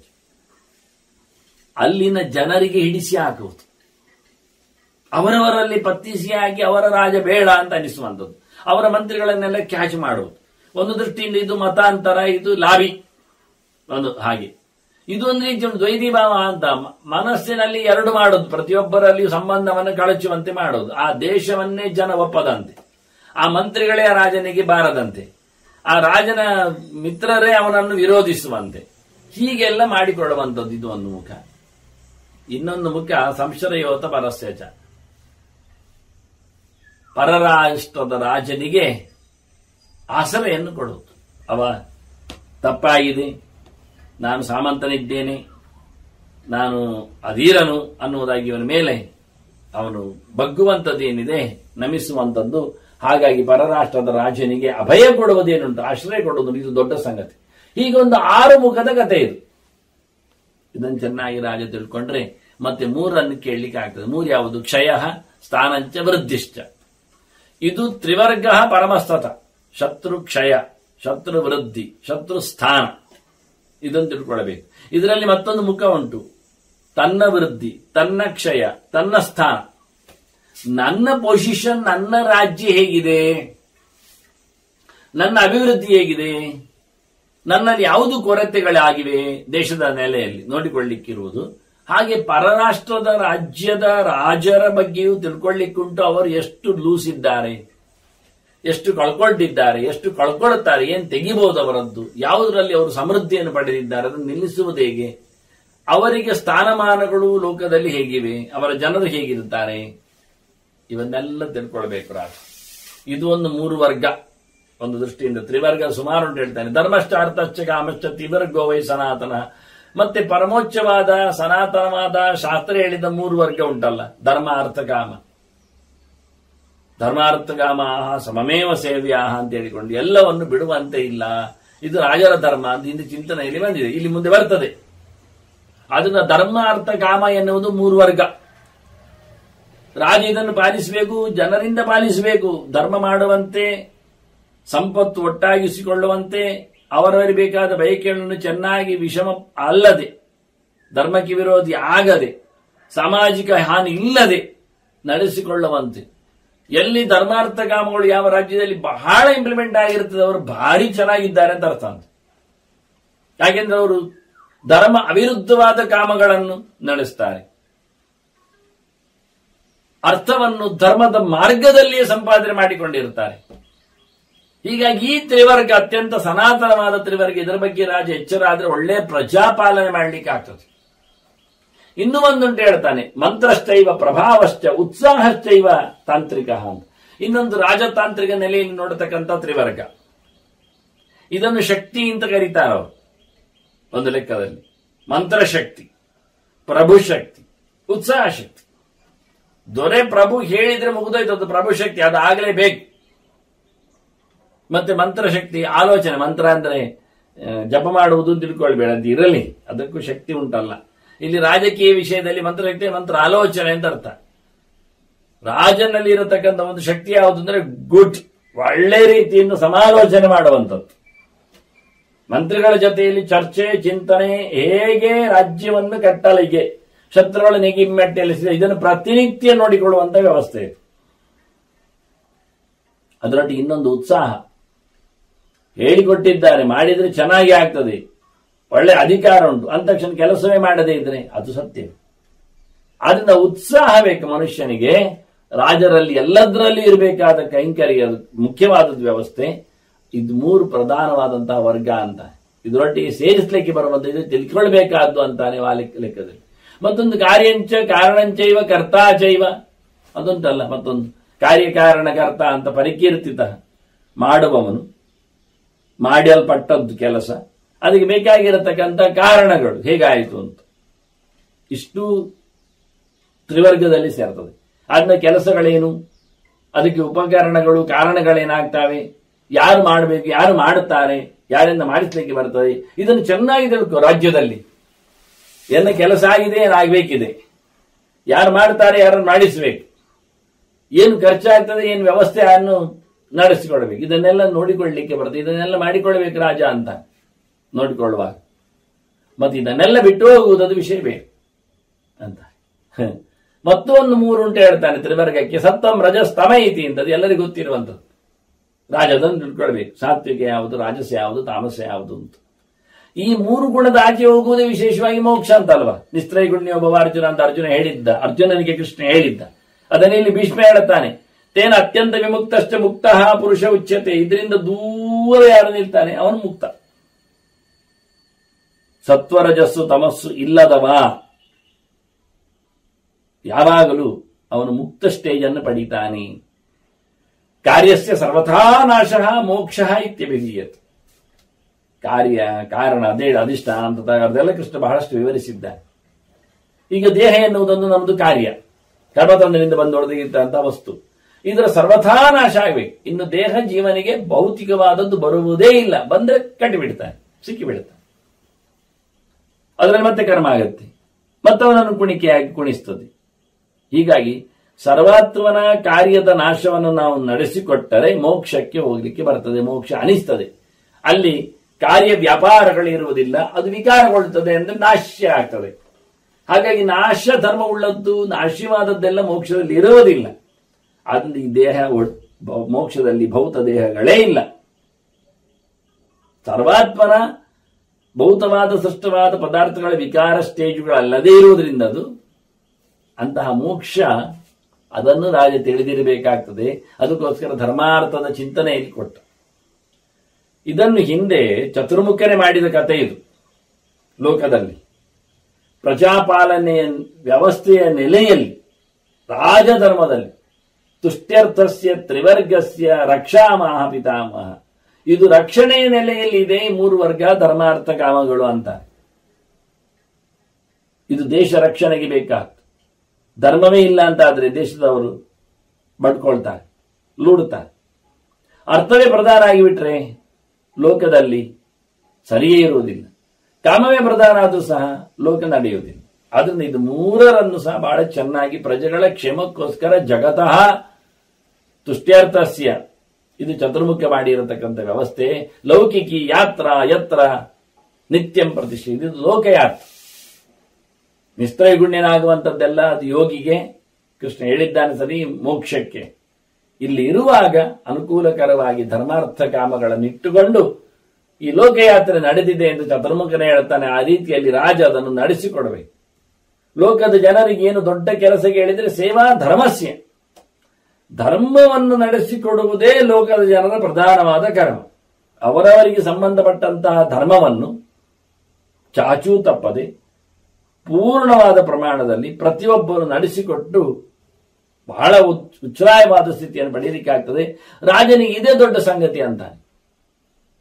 ಇದು ವಿಶೇಷ. ಸೇವಾ ಧರ್ಮಸ್ಯ ಕರ್ತವ್ಯ ಸತತಂ ಭೂರಿ ವತ್ಸರೈ, 1 ವರ್ಷ 10 ವರ್ಷ ಅಲ್ಲ, ಯಾವತ್ತು ನಿರಂತರ ಸೇವೆ ಮಾಡಲಿಕ್ಕೆ ಉಂಟು. ಅವನಿಂದ ಯಾವುದಾಗ್ತದೆ ಕೈಲಾದ ಸೇವೆ, ದೇವರ ಸೇವೆಯನ್ನು ನೆಲೆಯಲ್ಲಿ ರಾಜನಿಗೆ ಸಂಬಂಧಪಡುವಂತೆ ಉಪಯೋಗ ಆಗುವಂತೆ ಇದು ಪ್ರತಿಯೊಬ್ಬರು ಅಷ್ಟು ವರ್ಷಗಳಲ್ಲಿ ಮಾಡಬೇಕು. ಪುರುಷೈ ನರಶಾರ್ದುಲ್ಲ ತನ್ನ ಮೂಲಾಹ ಸರ್ವಥಾ ಕ್ರಿಯಾ, ಸೇವೆಯ ಆರಂಭದಿಂದಲೇ ಎಲ್ಲ ಕ್ರಿಯೆಗಳು ನಡೆಯುವಂಥವು.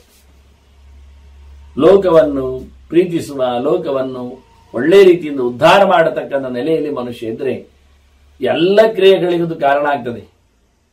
ಎಲ್ಲಿವರೆಗೆ ಕೇಳಿದ್ರೆ ಯಕ್ಕಷ್ಟ ಧಾರ್ಮಿಕೋ ರಾಜ ವಿಪನ್ನೋಪಿ ಭೂಪತಿ, ಒಬ್ಬ ಹಾಳಾದ ಅರಸ ಇದ್ದಾನೆ, ಅವ ಧಾರ್ಮಿಕ ಇದ್ದಾನೆ, ಮಾತ್ರ ಧರ್ಮ ಮಾಡ್ತಾನೆ. ಈ ಒಂದೇ ಧರ್ಮವನ್ನು ಎತ್ತಿಕೊಂಡಿದ್ರು ಸಹ ಒಬ್ಬ ರಾಜ, ಅವನು ಬೇರೆ ಎಂತ ತಪ್ಪು ಅನ್ಯಾಯಗಳಲ್ಲಿ ಇದ್ರು ಪಾಲನೆ ಮಾಡದಿದ್ರು ಅವನು ದೇಶದ ವಿಶೇಷವಾದಂತಹ ವ್ಯಕ್ತಿ ಅನಿಸಿಕೊಳ್ಳುತ್ತಾನೆ, ಗುರುತಿಸಲ್ಪಡ್ತಾನೆ. ಕಷ್ಟಿದ್ ಧಾರ್ಮಿಕೋ ರಾಜ ಸ ವಿಪನ್ನೋ ವಿಭೂತಿ ಅರ್ಥಕಾಮ ವಿಹೀನೋಪಿ ಚಿರಂ ಪಾಲಯತೆ ಮಹಿ. ಅವನು ದುಡ್ಡಿನ ಮೇಲೆ ಗಮನ ಇಡ್ಲಿಲ್ಲ, ಬಯಕೆಗಳ ಬಗ್ಗೆ ತಲೆ ಕೆಡಿಸುವುದಿಲ್ಲ, ಕೇವಲ ಧರ್ಮದ ಸೇವೆ ಮಾಡಿದ. ಧರ್ಮದ ಸೇವೆ ಮಾಡಿದ್ರು ಧರ್ಮ ಅರ್ಥಶ್ಚ ಕಾಮಶ್ಚ, ಅದರಿಂದ ಮುಂದಿನ 2 ಖಂಡಿತವಾಗಿಯೂ ಲಭ್ಯವಾಗ್ತದೆ ಎನ್ನುವುದು ಹಿಂದೆ ಬಂದಿದೆ ಗೆರೆ ವಿದುರನ ಮಾತಲ್ಲಿ. ಅದು ಇದು ಖಂಡಿತವಾಗಿ ಭೀಷ್ಮ ಹೇಳ್ತಾರೆ, ರಾಜಧರ್ಮದಲ್ಲಿ ಧರ್ಮ ಒಂದಿದ್ರು ಸಾಕು. ಅರ್ಥಕಾಮಗಳ ಬಗ್ಗೆ ರಾಜ ತಲೆ ಕೆಡಿಸಿಕೊಳ್ಳದಿದ್ರು ಅರ್ಥಕಾಮಗಳು ಅದರ ಬೆನ್ನ ಹಿಂದೆ ಬರ್ತದೆ, ಧರ್ಮ ಅದನ್ನು ನಡೆಸಿ ತರ್ತದೆ. ಆ ನೆಲೆಯಲ್ಲಿ ರಾಜ್ಯವನ್ನು ನೋಡಿಕೊಂಡ್ರು ಅವನು ಬಹಳ ದೊಡ್ಡವಾಗ್ತಾನೆ, ಉತ್ತಮ ಗತಿಯನ್ನು ಪಡೆಯಲಿಕ್ಕಿದ್ದಾನೆ ಅಂತ. ಈ ವಿಷಯದಲ್ಲಿ ಅಂಗಿರಸ್ಸರು ಹೇಳಿದ ಮಾತುಗಳನ್ನು ಹೇಳುತ್ತೇನೆ ಅಂತ. ಗುರುಗಳ ಮೂಲ ಗುರುವೇ ಸಹ ಮತ್ತೆ ಸೇರಿ ಅವೇನು ಹೇಳ್ತಾನೆ, ಹೇಗೆ ಹೇಳ್ತಾನೆ ಅಂದ್ರೆ, ಕೃತ್ವಾ ಕರ್ಮಾಣಿ ಧರ್ಮೇಣ ಸಮ್ಯಕ್ ಪರಿಪಾಲ್ಯ ಮೇದಿನಿ ಸಂಪಾಲ್ಯ ಮೇದಿನಿ. ಒಂದು ದೃಷ್ಟಿಯಿಂದ ದೇಶವನ್ನು ಚೆನ್ನಾಗಿ ನೋಡಿಕೊಳ್ಳಬೇಕು, ಧರ್ಮದ ಮೂಲಕ ನೋಡಿಕೊಳ್ಳಬೇಕು. ಧರ್ಮವನ್ನು ಮಾಡಿ ಒಳ್ಳೆ ನೆಲೆಯಲ್ಲಿ ಧರ್ಮ ಕರ್ಮಗಳನ್ನು ಮಾಡುತ್ತಾ ದೇಶವನ್ನು ಚೆನ್ನಾಗಿ ನೋಡಿಕೊಂಡ ಒಬ್ಬ ರಾಜ ಇದ್ರೆ ಪಾಲಯಿತ್ವ ತಥಾ ಪೌರಾನ್ ಪರತ್ರ ಸುಖಮೇದತೆ, ಈ ನೆಲೆಯಲ್ಲಿ ಅವ ನೋಡಿಕೊಂಡ ಧರ್ಮವನ್ನ ಪ್ರತಿಷ್ಠೆ ಮಾಡುತ್ತಾ ಎಲ್ಲ ಕೆಲಸಗಳು ಧಾರ್ಮಿಕವಾಗಿವೆ ಅವನಲ್ಲಿ. ಇವತ್ತು ನಾವು ಅದನ್ನು ಸೆಕ್ಯುಲರಿಸಂ ಹೇಳಿ ಬೈತೇವೆ, ಇಲ್ಲ ಮಾಡುತ್ತೇವೆ. ಇವನು ಹೇಳ್ತಾನೆ, ರಾಜ ಸರ್ವತ್ರ ಧರ್ಮದ ಮಾಧ್ಯಮದಲ್ಲಿ ಕೂತು ಪ್ರಜೆಗಳನ್ನು ನೋಡಿಕೊಂಡರೆ ಅವನು ಉತ್ತಮ ಗತಿಯನ್ನು ಪಡಿತಾನೆ, ಆರಾಮವಾಗಿರ್ತಾನೆ. ಕಿಂತಸ್ಯ ತಪಸ ರಾಜ್ಞ ಕಿಂಚ ತಸ್ಯ ಅಧ್ವರೈ ಕೃತೈ. ಈ ಯಜ್ಞದಾನದ ಕರ್ಮನ ತ್ಯಾಜ್ಯ ಹೇಳಿದ್ದಾರಲ್ಲ, ನೀವ್ ಹೇಳಿದ್ದು ಧರ್ಮವನ್ನು ಮಾಡ್ತಾ ಇದ್ರೆ ಸಾಕವ, ಪ್ರಜೆಗಳನ್ನು ನೋಡಿಕೊಂಡ್ರೆ ಆಯ್ತು ಅಂತ. ಅದಕ್ಕೆ ಹೇಳ್ತಾರೆ, ಮತ್ತೆಂತ ಮಾಡು, ತಪಸ್ಸು ಮಾಡ್ಬೇಕು. ಅವನು ಬೇಡ ಬಾ, ತಪಸ್ಸು ಮಾಡಬೇಕಾಗಿಲ್ಲ, ಇದೇ ಸಾಕು, ಇದೇ ದೊಡ್ಡ ತಪಸ್ಸು ಅವನಿಗೆ. ಪ್ರಜಾಪಾಲನೆಯಲ್ಲಿ ಧರ್ಮನಿಷ್ಠನಾಗಿರುವುದು, ದೊಡ್ಡ ತಪಸ್ಸು. ಆದ್ರೆ ಕಿಂತ ಅಸ್ಯ ತಪಸ ರಾಜ್ಞ ಅಲ್ಲ, ಅವನು ತಪಸ್ಸು ಅಲ್ಲ ಅಂತ ಆದ್ರೂ ಯಜ್ಞ ಮಾಡ್ಲಿಕ್ಕೆ ಉಂಟು ಹೇಳಿದೆ. ಕಿಂತಸ್ಯ ಅಧ್ವರೈಹಿ ಕೃತೈ ಅಂತಾರೆ. ಎಂತ ಯಜ್ಞ ಮಾಡುದು? ಯಜ್ಞದಿಂದಲೂ ಮಾಡುವಂಥದ್ದು ಇದೇ ಕೆಲಸ ಆದ್ರೆ ಅಹಂಬಿ ಸರ್ವವಿಜ್ಞಾನ ಅಂತ ಕೃಷ್ಣ ಹೇಳಿದಾಗೆಲ್ಲ ಬೇಡಪ್ಪ, ಯಜ್ಞ ಮಾಡಿಸುವುದು ಬೇಡವ. ನೋಡಿ, ಯಜ್ಞ ದಾನ ತಪಕರ್ಮನ ಅತ್ಯಾಜ್ಯಮನ್ನಲ್ಲಿ ತಪಸ್ಸು ಬೇಡ ಅಂದ, ಧರ್ಮಾತ್ಮನಾಗಿ ಒಳ್ಳೆ ರೀತಿಯಿಂದ ದೇಶ ನೋಡಿಕೊಂಡ್ರೆ ಅಂತ. ಅದರೊಟ್ಟಿಗೆ ಯಜ್ಞ ಬೇಡ ಅಂದ, ಮತ್ತೆ ದಾನ ಬೇಡ ಹೇಳಲಿಲ್ಲ. ನೋಡಿ, ಇದೇ ದಾನ, ಪಾಲನೆಯೇ ದಾನ, ರಕ್ಷಣೆಯೇ ದಾನ, ಅಭಯ ದಾನ. ಆದ್ರಿಂದ ಯಜ್ಞದಾನ ತಪಸ್ಸಿನಲ್ಲಿ ಮೂರು ಆಗ್ಬಹುದು ಸರಿ. ಅದರಲ್ಲಿಯೂ ಕೇಳಿದ್ರೆ ಯಜ್ಞ ಮಾಡುವಾಗ ದ್ರವ್ಯಗಳ ಲೋಪ ಆಗ್ತದೆ, ಮಂತ್ರ ಬರುವುದಿಲ್ಲ ಅಂತ ಆದ್ರೆ, ತಪಸ್ಸು ಮಾಡಲಿಕ್ಕೆ ನಿರಂತರವಾದ ಆಲೋಚನೆ, ತಲೆ ಕೆಡ್ತದೆ, ಆಗುವುದಿಲ್ಲ, ಅದು ಭಾರ ಆಯ್ತು, ಹೆಚ್ಚು ಕಡಿಮೆ ಆಯ್ತು, ಬರ್ತಾ ಇಲ್ಲ ಹೇಳಿಕೊಂಡು ನೋಡಿದ್ರೆ ಸರಿಯಪ್ಪ. ಶಾರೀರಿಕವಾದ ತಪಸ್ಸು ಇಲ್ಲ, ವಾಚಿಕವಾಗಿ ಇಲ್ಲ, ಏನಿಲ್ಲ ಇಟ್ಕೊಳ್ಳುವ. ಇನ್ನೊಂದು ದಾನ ಉಂಟಲ್ಲ, ಅದನ್ನು ಮಾಡಬಹುದಲ್ಲ, ಅದೇ ಒಂದು ಪ್ರಧಾನ. ದಾನಮೇವ ಕಲಯುಗೆ ಅಂತ ಮತ್ತೆ ಮತ್ತೆ ಭೀಷ್ಮರು ಮುಂದೆ ಹೇಳುತ್ತಾರೆ. ಇನ್ನು ದೊಡ್ಡ ಪರ್ವವು ದಾನ ಧರ್ಮ ಪರ್ವವೇ ಇದೆ. ಹಾಗಾಗಿ ದಾನದ ಜೊತೆಯಲ್ಲಿ ಮನುಷ್ಯ ಉತ್ತಮವಾದ ಲೋಕವನ್ನು ಪಡೆಯಲಿಕ್ಕೆ ಆಗ್ತದೆ. ಬಿಟ್ಟುಕೊಡುವುದು, ಎಲ್ಲವನ್ನು ಕೊಡುವುದು. ಇಲ್ಲಿ ಪ್ರಧಾನವಾಗಿ ಪ್ರಜೆಗಳಿಗೆ ಪಾಲನೆಯೇ ಧರ್ಮರಾಜನತ್ತು. ಅಭಯದಾನ, ಶೆಲ್ಟರ್, ಆಸರೆ ಅವರಿಗೆ. ಅದರ ನೆಲೆಯಲ್ಲಿ ಲೋಕದಲ್ಲಿ ಎಲ್ಲ ವ್ಯವಸ್ಥೆಯನ್ನು ಕಲ್ಪಿಸ್ತಾನೆ ದಾನದಿಂದ. ಆದ್ರಿಂದ ಅವನೇನು ಮಾಡದಿದ್ದರು ಕಿಂತಸ್ಯ ತಪಸ ಅಂತಾರೆ ಅಂಗಿರಸರು. ಕಿಂಚತಸ್ಯ ಅಧ್ವರೈಕೃತೈ ಸುಪಾರಿತ ಪ್ರಜಾಯಸ್ಯ ಸರ್ವಧರ್ಮಕೃತೇವಸ. ಅವನು ಎಲ್ಲ ಧರ್ಮ ಮಾಡಿದಾಗೆ. ನೋಡಿ, ಅವನು ಏನು ಮಾಡದಿದ್ರು ಎಲ್ಲ ಧರ್ಮ ಮಾಡಿದಾಗೆ ಅಂತ ನಾವು ಹೇಳಿಕೊಳ್ತೇವೆ. ಅವನು ಮಾಡಿದ ಕರ್ಮ ವಿಶೇಷಗಳಿಂದ, ಪ್ರಜಾಪಾಲನೆ ವಿಶೇಷಗಳಿಂದ ಅಂತ. ಹಾಗಾಗಿ ಯಾವುದು ಬೇಡ. ಇವ ರಾಜ ತಪಸ್ಸು ಮಾಡ್ತಾ ಕೂತ್ಕೊಳ್ಳೋದು, ಇಲ್ಲಿ ಕಳ್ಳಕಾಕರೆಲ್ಲ ದೋಚುವುದು, ರಾಜ್ಯವನ್ನು ಹಾಳು ಮಾಡುವುದು, ಅತ್ಯಾಚಾರ ಎಲ್ಲ, ಅದು ತಪ್ಪಲ್ವ? ಪ್ರಜಾಪಾಲನೆ ಅವನಿಗೆ ಮುಖ್ಯ. ತಪಸ್ಸು ಯಾರಾದ್ರೂ ಮಾಡಿ ಅದರ ಪುಣ್ಯ ಬರ್ತದೆ. 6ನೇ ಒಂದು ಅಂಶ ಆ ಲೆಕ್ಕದ ತಪಸ್ಸು. ಇನ್ನು ಅಧ್ಯಯನ ತಪಸ್ಸು, ಅಧ್ಯಯನ ಮಾಡಿಯೇ ಬರಲಿಕ್ಕೆ, ಮತ್ತೆ ಪುನಃ ಓದ್ತಾ ಕೂತ್ರೆ ಪ್ರಜೆಗಳ ಕ್ಷೇಮದ ನೆಲೆಯಲ್ಲಿ ಅವನಿಗೆ ಅರ್ಥ ಆಗ್ಲಿಕ್ಕಿಲ್ಲ ಲೋಕ. ಆದ್ರೆ ಅದು ವಿಷಯವಲ್ಲ ಇಲ್ಲಿ. ಮತ್ತು ಹೋಮ ಅವನ ಮಾಡ್ತಾ ಕೂತ್ರೆ ಅದು ಸರಿಯೇ, ಪ್ರಜೆಗಳ ಮೇಲೆ ಕ್ಷೇಮವನ್ನು ಕೊಡ್ಲಿಕ್ಕೆ ಅವನಿಗೆ ಅವಕಾಶ ಇಲ್ಲ ಆಗ್ತದೆ. ದ್ರವ್ಯ ಕಂಡಾಬಟ್ಟೆ ಖರ್ಚು ಬೇರೆ ಆಗ್ತದೆ. ಇದರಿಂದ ಪ್ರಜೆಗಳ ಕ್ಷೇಮವನ್ನು ಉದ್ಧಾರ ಮಾಡಲಿಕ್ಕೆ ಬರ್ತದೆ. ಹಾಗಾಗಿ ಅವನು ಆ ಲೆವೆಲ್ ಅಲ್ಲಿ ಅಲ್ಲದೆ ಒಂದು ದೃಷ್ಟಿಯಿಂದ ಇಲ್ಲದೊಂದು ಹುಚ್ಚು ಪ್ರಾಚೀನವರಿಗೆ ಆಗಿ ಸಿಕ್ಕಿದ್ದಲ್ಲೆಲ್ಲ ಹೋಮ ಮಾಡುವುದು, ಸಿಕ್ಕಿದ್ದನ್ನೆಲ್ಲ ಹೋಮ ಮಾಡುವುದು. ಒಂದು ಕಡೆ ಕೇಳಿದೆ ನಾನು, ಹೋಮ ಅಂತೆ, ಪವಮಾನ ಹೋಮ, ಭಾರಿ ಖುಷಿ ಪಟ್ಟೆ.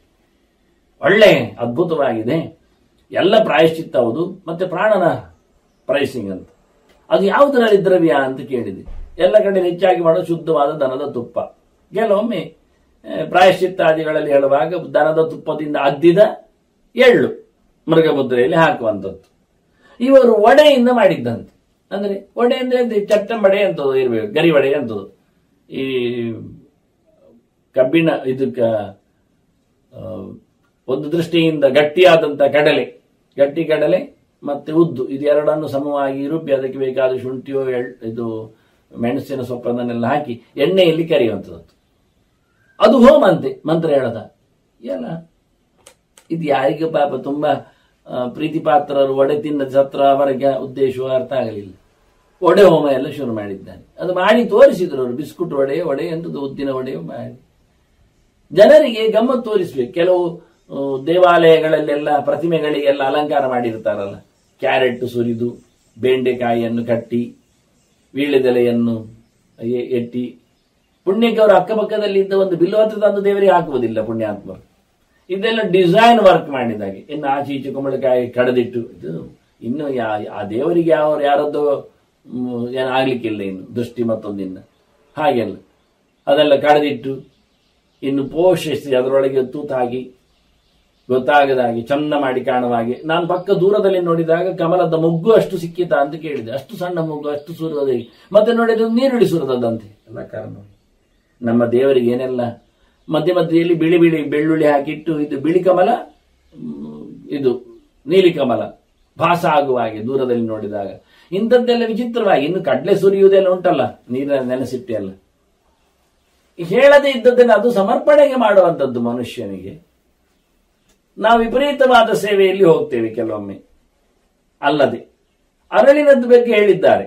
ಅರಳಿನ ಅಲಂಕಾರವನ್ನಾಗ್ಲಿ, ಅರಳಿನ ಮಾಲೆಯನ್ನಾಗ್ಲಿ, ಲಾಶ ತೋರಣೈ ಅಂತ ಹೇಳಿದೆ ಭಾರತವೇ. ಅದು ಸರಿ ಇದೆ. ಅದನ್ನು ಪುಷ್ಪದ ನೆಲೆಯಲ್ಲಿ ತಲೆಗೆ ಹಾಕುವಲ್ಲಿಯೂ ಹೇಳಿದ್ದಾರೆ, ಮಂಗಳದ್ರವ್ಯವಾಗಿ ಬಳಸುವ ನೆಲೆ ಹೇಳಿದ್ದಾರೆ. ಅದರ ಬದಲಿ ಒಂದಿಷ್ಟು ಸೇಬು ಮುಂತಾದ ಹಣ್ಣುಗಳನ್ನು ಕತ್ತರಿಸಿಕೊಂಡೆಲ್ಲ ಅದೇ ಫುಡ್ ಸಲದ್ದಿನಾಗಿ ಮಾಡಿಕೊಂಡು ಅದನ್ನು ಮನುಷ್ಯನ ತಲೆ ಮೇಲೆಲ್ಲ ಹಾಕುವುದು ಶುರು ಮಾಡಿದ್ರೆ ಅಲ್ಲಿ ಈಗಾಗಲೇ ಬೇರೆ ಬೇರೆ ಗುಡಿ ಗೋಪುರಗಳಲ್ಲೆಲ್ಲ ಅದನ್ನು ಹಾಕಿದ್ದಾರೆ, ಹಾಕಿ ತಿನ್ನಲು ಕೊಡುತ್ತಾರೆ. ಅದು ಹೇಳದ್ದನ್ನು ಮಾಡಿದಾಗ ಆಗತ್ತೆ. ನಾರಿಕೇಳೋದಕ್ಕೆ ಹೇಳಿದ್ದಾರೆ, ಇಕ್ಷುರಸೋದಕ್ಕೆ ಹೇಳುತ್ತಾರೆ. ಹೊರಟು ಬಿಟ್ಟರೆ ಇನ್ನು ಚೂತ ರಸಾಯನ ಅಭಿಷೇಕಕ್ಕೆ ಅದೆಲ್ಲ ಹೇಳಲಿಕ್ಕೆ ಹೋಗುವುದಿಲ್ಲ ಶಾಸ್ತ್ರಗಾರರು. ಆದರೆ ನಮಗೆ ಕುಡಿಯುವ ಚಾಪರದಿಂದ ಇನ್ನೊಂದಕ್ಕೆ ತೋರಿಸುವ ನಮೂನೆ ಹೆಚ್ಚಿನಲ್ಲಿ ಹಾಗೆ ಹೇಳಿದ್ದು ಮಾಡುವುದಿಲ್ಲ, ಹೇಳದ್ದು ಮಾಡುತ್ತಾರೆ ಎನ್ನುವುದೇ ಆಚಾರ್ಯ ಮಧ್ವರು ಹೇಳಿದ ದೊಡ್ಡ ಆಕ್ಷೇಪ. ಅದು ಶ್ರುತ ಪರಿತ್ಯಾಗ ಅಶ್ರುತ ಕಲ್ಪನಾ. ಹೇಳಿದ್ದು ಬಿಡುತ್ತಾನೆ, ಹೇಳದ್ದು ಮಾಡ್ತಾನೆ. ತಸ್ಮಾ ಶಾಸ್ತ್ರಂ ಪ್ರಮಾಣಂತೆ ಅಂತ ಶಾಸ್ತ್ರ ಪ್ರಮಾಣವಾಗಿ ಮಾಡುವುದಿಲ್ಲ. ಆದ್ರೆ ಇವನು ಹೇಳ್ತಾನೆ, ಪ್ರಜಾಕ್ಷೇಮದಲ್ಲಿ ಕೂತಾಗಿ ಇವನು ಯಜ್ಞಯಾಗಗಳನ್ನು ಮಾಡದಿದ್ರೆ ಇಂಥ ಅಯೋಗ್ಯವಾದ ಅಸದ್ದುರುಪದ ಯಜ್ಞಯಾಗಗಳನ್ನು ಮಾಡಿದಿದ್ದರೆ ಅದನ್ನ ಏನು ಮಾಡದಿದ್ದರು ರಾಜ ಖಂಡಿತವಾಗಿ ಪ್ರಜೆಗಳ ಕ್ಷೇಮದಿಂದ ಒಂದು ದೊಡ್ಡ ಧರ್ಮವನ್ನು ಉಳಿಸಿಕೊಂಡಾಗ ಅದೇ ದೊಡ್ಡ ಅವನು ಮಾಡುವಂಥದ್ದು. ಇದು ಗುರುಗಳ ಸಮ್ಮತವಾದ ಚರಿತ್ರೆಯನ್ನು ಶುಕ್ರಾಚಾರ್ಯ ಸಮ್ಮತ ಅಲ್ಲ ಹೇಳಿದ್ರೆ ಎರಡು ನೀತಿಯಲ್ಲಿ ಒಂದೇ ಬಗೆ ಮಾರಾಯ ಅಂತಾನೆ ಭೀಷ್ಮ. ಅದನ್ನು ನಿನಗೆ ಹೇಳ್ತೇನೆ. ಶುಕ್ರಾಚಾರ್ಯರ ಗುರುಗಳ ಸಮ್ಮತಿಯಲ್ಲಿ ಬರತಕ್ಕಂತಹ ಕರ್ಮ ಏನುಂಟು ಕೇಳಿದ್ರೆ ಉಭಯ ಸಮಾನವಾದದ್ದು. ಎರಡು ನೀತಿ ಶಾಸ್ತ್ರವನ್ನು ಅರ್ಥ ಮಾಡಿಕೊಂಡ್ರು ಸಹ ಭಾರ್ಗವಾಂಗಿರ ಸಂಕರ್ಮ. ಅದರಲ್ಲಿ ಶುಕ್ರ ಕೆಳಗೆ ದೈತ್ಯ ಗುರು ಆದ್ರೆ, ಬೃಹಸ್ಪತ್ಯಾಚಾರ್ಯರು ಗುರುಗಳು ದೇವಗುರುಗಳು, ಅವರು ಎತ್ತರ. ಅವರಿಬ್ಬರ ಅಂತರ ಭಾರಿ ಜೋರಿದೆ. ಇಬ್ಬರು ಬ್ರಹ್ಮಧರ್ಮದಲ್ಲಿ ನಿಂತಿದ್ರು. ಶುಕ್ರ ನೀತಿ ಅಷ್ಟು ಬೆಲೆ ಕಡಿಮೆ ದೈತ್ಯರಿಯಾಗಿ ಹೇಳಿದ್ದದ್ದು, ದೇವತೆಗಳೇ ಅಪ್ಲೈ ಆಗುವುದಿಲ್ಲ. ದೇವತೆಗಳ ನೀತಿ ಹೇಳಿದ್ದು ಗುರು ಹೇಳಿದ್ದು ಎಲ್ಲರಿಗೂ ಅಪ್ಲೈ ಆಗ್ತದೆ, ಉಭಯತ್ರ ಸಮಾನವಾದದ್ದು. ಸೆಂಟ್ರಲ್ ಏನು ಕಾನೂನುಗಳಿರ್ತವೆ ಅದು ಇಡೀ ದೇಶಕ್ಕೆ ಅಪ್ಲೈ ಆಗ್ತದೆ. ಅದರಲ್ಲಿ ಸ್ಟೇಟ್ ವೈಸ್ ಅವರು ಮಾಡಿಕೊಂಡು ಆ ಸ್ಟೇಟಿಗೆ ಮಾತ್ರ ಅಪ್ಲೈ ಆಗುದು. ದನವನ್ನು ಕಡಿಬೇಕೋ ಬೇಡವೋ, ಅಪ್ಪವನ್ನು ತಿನ್ನಬೇಕೋ ಬೇಡವೋ ಎನ್ನುವುದು ಅದು ಅವರಲ್ಲಿಗೆ ಸಂಬಂಧಪಟ್ಟದ್ದಿರ್ತದೆ ಆಯಾ ಊರಿನವರು. ಅದು ಸೆಂಟ್ರಲ್ ಒಂದು ಮಾಡಿಬಿಟ್ರೆ ಎಲ್ಲಾ ದೇಶಗಳಿಗೆ ಎಲ್ಲಾ ರಾಜ್ಯಗಳಿಗೂ ಅನ್ವಯ ಆಗುದಿಲ್ವಾ? ಹಾಗೆ ಇಲ್ಲಿ ಬಹಳ ಚಂದವಾಗಿ ಉಲ್ಲೇಖ ಮಾಡಿದ್ರು. ಒಂದು ದೃಷ್ಟಿಯಿಂದ ಹೇಳಿಕೊಳ್ಳಿಕ್ಕೋಸ್ಕರ ಶಾಸ್ತ್ರದ ನೆಲೆಯಲ್ಲಿ ಶುಕ್ರಾಚಾರ್ಯರು ಮಾಡಿದ್ದು ನೀತಿ ಅದು ದೈತ್ಯರಿಗೆ ಮಾನ್ಯ. ಬೃಹಸ್ಪತ್ಯಾಚಾರ್ಯರು ಹೇಳಿದ ನೀತಿ ಅದು ದೈತ್ಯರಿಗೂ ದೇವತೆಗಳಿಗೂ ಎಲ್ಲ ಮನುಷ್ಯರಿಗೂ ಎಲ್ಲರಿಗೂ ಮಾನ್ಯ. ಇನ್ನು ನಮಗೇನು ಕೇಳಿದ್ರೆ, ನಾವು ಶುಕ್ರರ ಫಾಲೋವರ್ಸ್ ಆದ್ರೆ ದೈತ್ಯರ ನೀತಿ ನಮಗೆ ಬೇಕು. ಅಂದ್ರೆ ಕೆಲವು ಮನುಷ್ಯರು ಆಚೆ ವಾಲ್ತಾರೆ, ಅಡ್ಡ ಆಗ್ತಾರೆ. ಅಡ್ಡ ಆಗೋದು ಅಂದ್ರೆ ದೈತ್ಯರಾಗುವುದು. ಕೆಲವು ಸರ್ತ ಆಗ್ತಾರೆ, ಅಂದ್ರೆ ದೇವತೆಗಳಾಗ್ತಾರೆ, ಅಲ್ಲಿಗೆ ವಾಲ್ತಾರೆ. ಅಂತ ಮನುಷ್ಯರಿಗೆ ಗುರುನೀತಿ ಬೇಕು. ಹೀಗೆ ಗುರುನೀತಿ ಶುಕ್ರನೀತಿ ಮನುಷ್ಯ ಲೋಕದಲ್ಲಿ ಭಾರಿ ಕಾಂಟ್ರವರ್ಸ ಗಲಾಟೆಯಲ್ಲಿ ಬೀಳ್ತಾ ಏಳುತ್ತಾ ಇರ್ತದೆ. ಬಹಳಷ್ಟು ವಿಚಿತ್ರವಾದಂತಹ ಚಿಂತನೆಗಳು ಬರ್ತವೆ. ಇದನ್ನು ದೇವತೆಗಳ ಒಳಗೆ ಎಳ್ಕೊಂಡೋಗಿ ಕೊನೆಗೆ ಶಿವ ಅಸುರರ ಪಕ್ಷದಲ್ಲಿ ಹೋಗಿ ಬೀಳುತ್ತಾನೆ. ಎಲ್ಲ ವರ ಕೊಡುವ ಅವನೇ ಅಲ್ವಾ, ಅದು ಶೈವಿಸಂ ಅಂತ ಶುರು ಮಾಡ್ತಾರೆ. ವಿಷ್ಣು ಅಸುರರಿಗೆ ಯಾರಿಗೆ ವರ ಕೊಡುವುದಿಲ್ಲ, ಯಾವತ್ತೂ ದೇವತೆಗಳ ಪಕ್ಷದಲ್ಲಿ ಹೋರಾಟಕ್ಕೆ ಬರ್ತಾನೆ. ಆದ್ರಿಂದ ಅದು ವೈಷ್ಣವಿಸಂ ಮಾಡಿದ್ರು. ಇವರಿಬ್ಬರು ಒಂದೇ ಹೇಳುವುದು ಭಾರಿ ಕಷ್ಟ ಉಂಟು. ಯಾಕೆಂದ್ರೆ ಅವ ಎದುರು ಬದುರಾದದ್ದುಂಟು ಗಲಾಟೆಯಲ್ಲಿ. ರಾವಣನ ಗಲಾಟೆಯಲ್ಲಿ ಆಗಲಿ ಶಿವ ಎದುರಾದದ್ದುಂಟು ರಾಮನಿಗೆ. ಆನಂತರ ಇವರಲ್ಲಿಯೂ ಸಹ ಧನುಸ್ಸು ಬಂದಾಗಲೂ ವಿಷ್ಣು ಶಿವ ಧನುಸ್ಸು ಹಿಡ್ಕೊಂಡು ಎದುರು ಬದುರಾದದ್ದುಂಟು. ಪರಶುರಾಮನ ವಿಷಯ ಸುಮಾರು ಕಡೆಯಲ್ಲೆಲ್ಲ ಆಗಿಬಿಟ್ಟಿದೆ ಇಂಥದ್ದೆಲ್ಲ. ಹಾಗಾಗಿ ಒಂದೇ ಆಗ್ಲಿಕ್ಕೆ ಆಗುವುದೇ ಇಲ್ಲ. ಎಂತ ಮಾಡಿದ್ರು ಹೇಗೆ ಮಾಡಿದ್ರು ಇಲ್ಲ. ಅವ್ರು ಹೇಳಿಕೊಳ್ಳುತ್ತಾರೆ. ಹೇಳಿಕೊಳ್ಳುವುದು ತೋರಿಕೆಗೋಸ್ಕರ ಅಲ್ಲ. ಈಗ ನಾವೆಲ್ಲ ನಾವೀಗ ಕೆಲವೊಮ್ಮೆ ತೆನೆಯಲ್ಲಿ ಅರಳುವ ಕಮಲ ತೋರಿಸ್ತೇವೆ. ಇಲ್ಲ ತೆನೆ ಕಮಲ ಒಟ್ಟಾಗ್ತದೆ, ಕಮಲ ಕೈ ಹಿಡಿತದೆ, ಆಗಿ ಈಚೆಯನ್ನು ಮಾಡಿಕೊಳ್ಳುವ ಕಥೆ ಇಲ್ಲ. ತೆನೆಯನ್ನು ಕೈಯಲ್ಲಿ ಇಟ್ಕೊಳ್ತಾರೆ. ಹೀಗೆಲ್ಲ ತೋರಿಕೆಯಲ್ಲಿ ಎಲ್ಲ ಒಂದೇ ಆಗಿದ್ರು ಒಂದೇ ಆಗುವುದಿಲ್ಲ. ಮೋನೋಪೋಲಿ ಒಂದಾಗುವುದು, ಮತ್ತೇಕೆ ಇರ್ತದೆ, ಸ್ಥಾನಕ್ಕೆ ಇರ್ತದೆ. ಹಾಗೆ ಸ್ವರೂಪಕ್ಕೆ ಆಗುವುದೇ ಇಲ್ಲ. ವ್ಯತ್ಯಾಸವನ್ನು ನಾವು ಗುರುತಿಸಲಿಕ್ಕೆ ಬರ್ತದೆ, ಹೇಳಿಕೊಳ್ಳಿಕ್ಕೆ ಆಗ್ತದೆ. ಅವನು ಗಂಗಾಧರ, ಇವ ಗಂಗಾ ಜನಕ. ಹುಟ್ಟಿಸಿದ ಪಾದ ಅಲ್ಲಿದೆ, ಹೊತ್ತ ತಲೆ ಇಲ್ಲಿದೆ. ನೋಡಿಕೊಳ್ಳಿಕ್ಕೆ ಹೋದ್ರೆ ವಸ್ತುವನ್ನು ಏನೇ ಇರಲಿ, ಹೀಗೆ ಎರಡು ನೀತಿಗಳ ಆಸ್ಪೆಕ್ಟ್ಗಳನ್ನು ತೋರಿಸಿಕೊಡುವ ಮೂಲಕ ಮನುಷ್ಯರಲ್ಲಿ ಇಬ್ಬರು ಇದ್ದಾರೆ. ಇಬ್ಬರಲ್ಲಿ ಕೆಲವರು ಎರಡು ಒಟ್ಟು ಮಾಡೋದುಂಟು. ಕೆಲವೊಮ್ಮೆ ಒಬ್ಬ ದೈತ್ಯ ಆಗ್ತಾನೆ, ಕೆಲವೊಮ್ಮೆ ಒಬ್ಬ ದೇವತೆ ಆಗ್ತಾನೆ. ಆದ್ರಿಂದ ಅವನು ಅಡ್ಡನೂ ಆಗ್ತಾನೆ, ಉದ್ದನೂ ಆಗ್ತಾನೆ ಕೆಲವೊಮ್ಮೆ. ಅದಕ್ಕೆ ಇವರು ಹೇಳ್ತಾರೆ ಭೀಷ್ಮರು ಭಾರ್ಗವಾಂಗಿರ ಸಂಕರ್ಮ. ನಿನಗೆ ಇಬ್ಬರ ರೀತಿಯ ಕಥೆಯನ್ನು ಉಲ್ಲೇಖ ಮಾಡ್ತಾನೆ. ಎರಡು ಸರಿ. ಮನುಷ್ಯ ಲೋಕದಲ್ಲಿ ರಾಜಕೀಯ ಮಾಡುವಲ್ಲಿ ಎರಡು ಬೇಕಾಗ್ತದೆ. ಅದರಿಂದ ಷೋಡಶಾಂಗಂ ಚ ಯದ್ ಬಲಂ, ರಾಜರ ಬರ 16 ಒಟ್ಟು ಸೇರುವಂಥದ್ದು. ಅವನೊಟ್ಟಿಗೆ ಬೇಕಾದ್ದರಿಂದ ವಿಷಖ್ಯತಾಚ ದೈವಂಚ ಪೌರುಷಂಚ ಅರ್ಥಸಿದ್ಧೈ. ಮುಖ್ಯವಾಗಿ ಬೇಕಾದ್ದು ದೇವರ ಮೇಲಿನ ನಂಬಿಕೆ, ತಕ್ಕುದಾದ ಪ್ರಯತ್ನ ಮತ್ತೆ ಎಲ್ಲವನ್ನು ಸಹಿಸಿಕೊಳ್ಳುವ ಕಥೆ. ರಾಜನಾದವ ಕ್ಷಮೆ ಇರಬೇಕು, ಸಹನೆ ಇರಬೇಕು, ಸಾಮರ್ಥ್ಯ ಇರಬೇಕು ಅವನಿಗೆ. ಆ ರೀತಿಯಾಗಿ ಇಂಥದ್ದಿದ್ದರೆ ಸಾಕು, ಅವನು ಖಂಡಿತವಾಗಿ ಸಂಪತ್ತನ್ನು ಪಡೆಯುವುದು. ದೈವದ ಮೇಲಿನ ಭರವಸೆಯಲ್ಲಿ ಪ್ರಯತ್ನವನ್ನು ನಡೆಸುವ ಮೂಲಕ ಏನು ಬಂದರೂ ಅದನ್ನು ಎದುರಿಸುವ ಸಾಮರ್ಥ್ಯ ಉಂಟಂತಾದ್ರೆ ಅವನು ಖಂಡಿತವಾಗಿ ಸಂಪತ್ತನ್ನು ಗೆಲ್ಲಬಲ್ಲ. ಅಂತಹ ಗೆಲ್ಲಬಲ್ಲ ಸಂಪತ್ತುಳ್ಳ ರಾಜನಿಗೆ 16 ಅಂಗಗಳಿವೆ ಅಂತ ಹೇಳ್ತಾನೆ, ಷೋಡಶಾಂಗಂ ಅಂತ. ಆ 16 ಅಂಗದ ಚಿಂತನೆ ಜೊತೆಯಲ್ಲಿ ಶುಕ್ರಾಚಾರ್ಯರು ಹೇಳಿದ ರಾಜತತ್ವಗಳನ್ನು ನಾವು ಮತ್ತೊಮ್ಮೆ ಚಿಂತನೆಯಲ್ಲಿ ಸೇರುವ ವಂದನೆಗಳು. ಶ್ರೀಕೃಷ್ಣ ಅರ್ಪಣೋಸ್ತು. ನಾರಾಯಣ ನಾರಾಯಣ ನಾರಾಯಣ.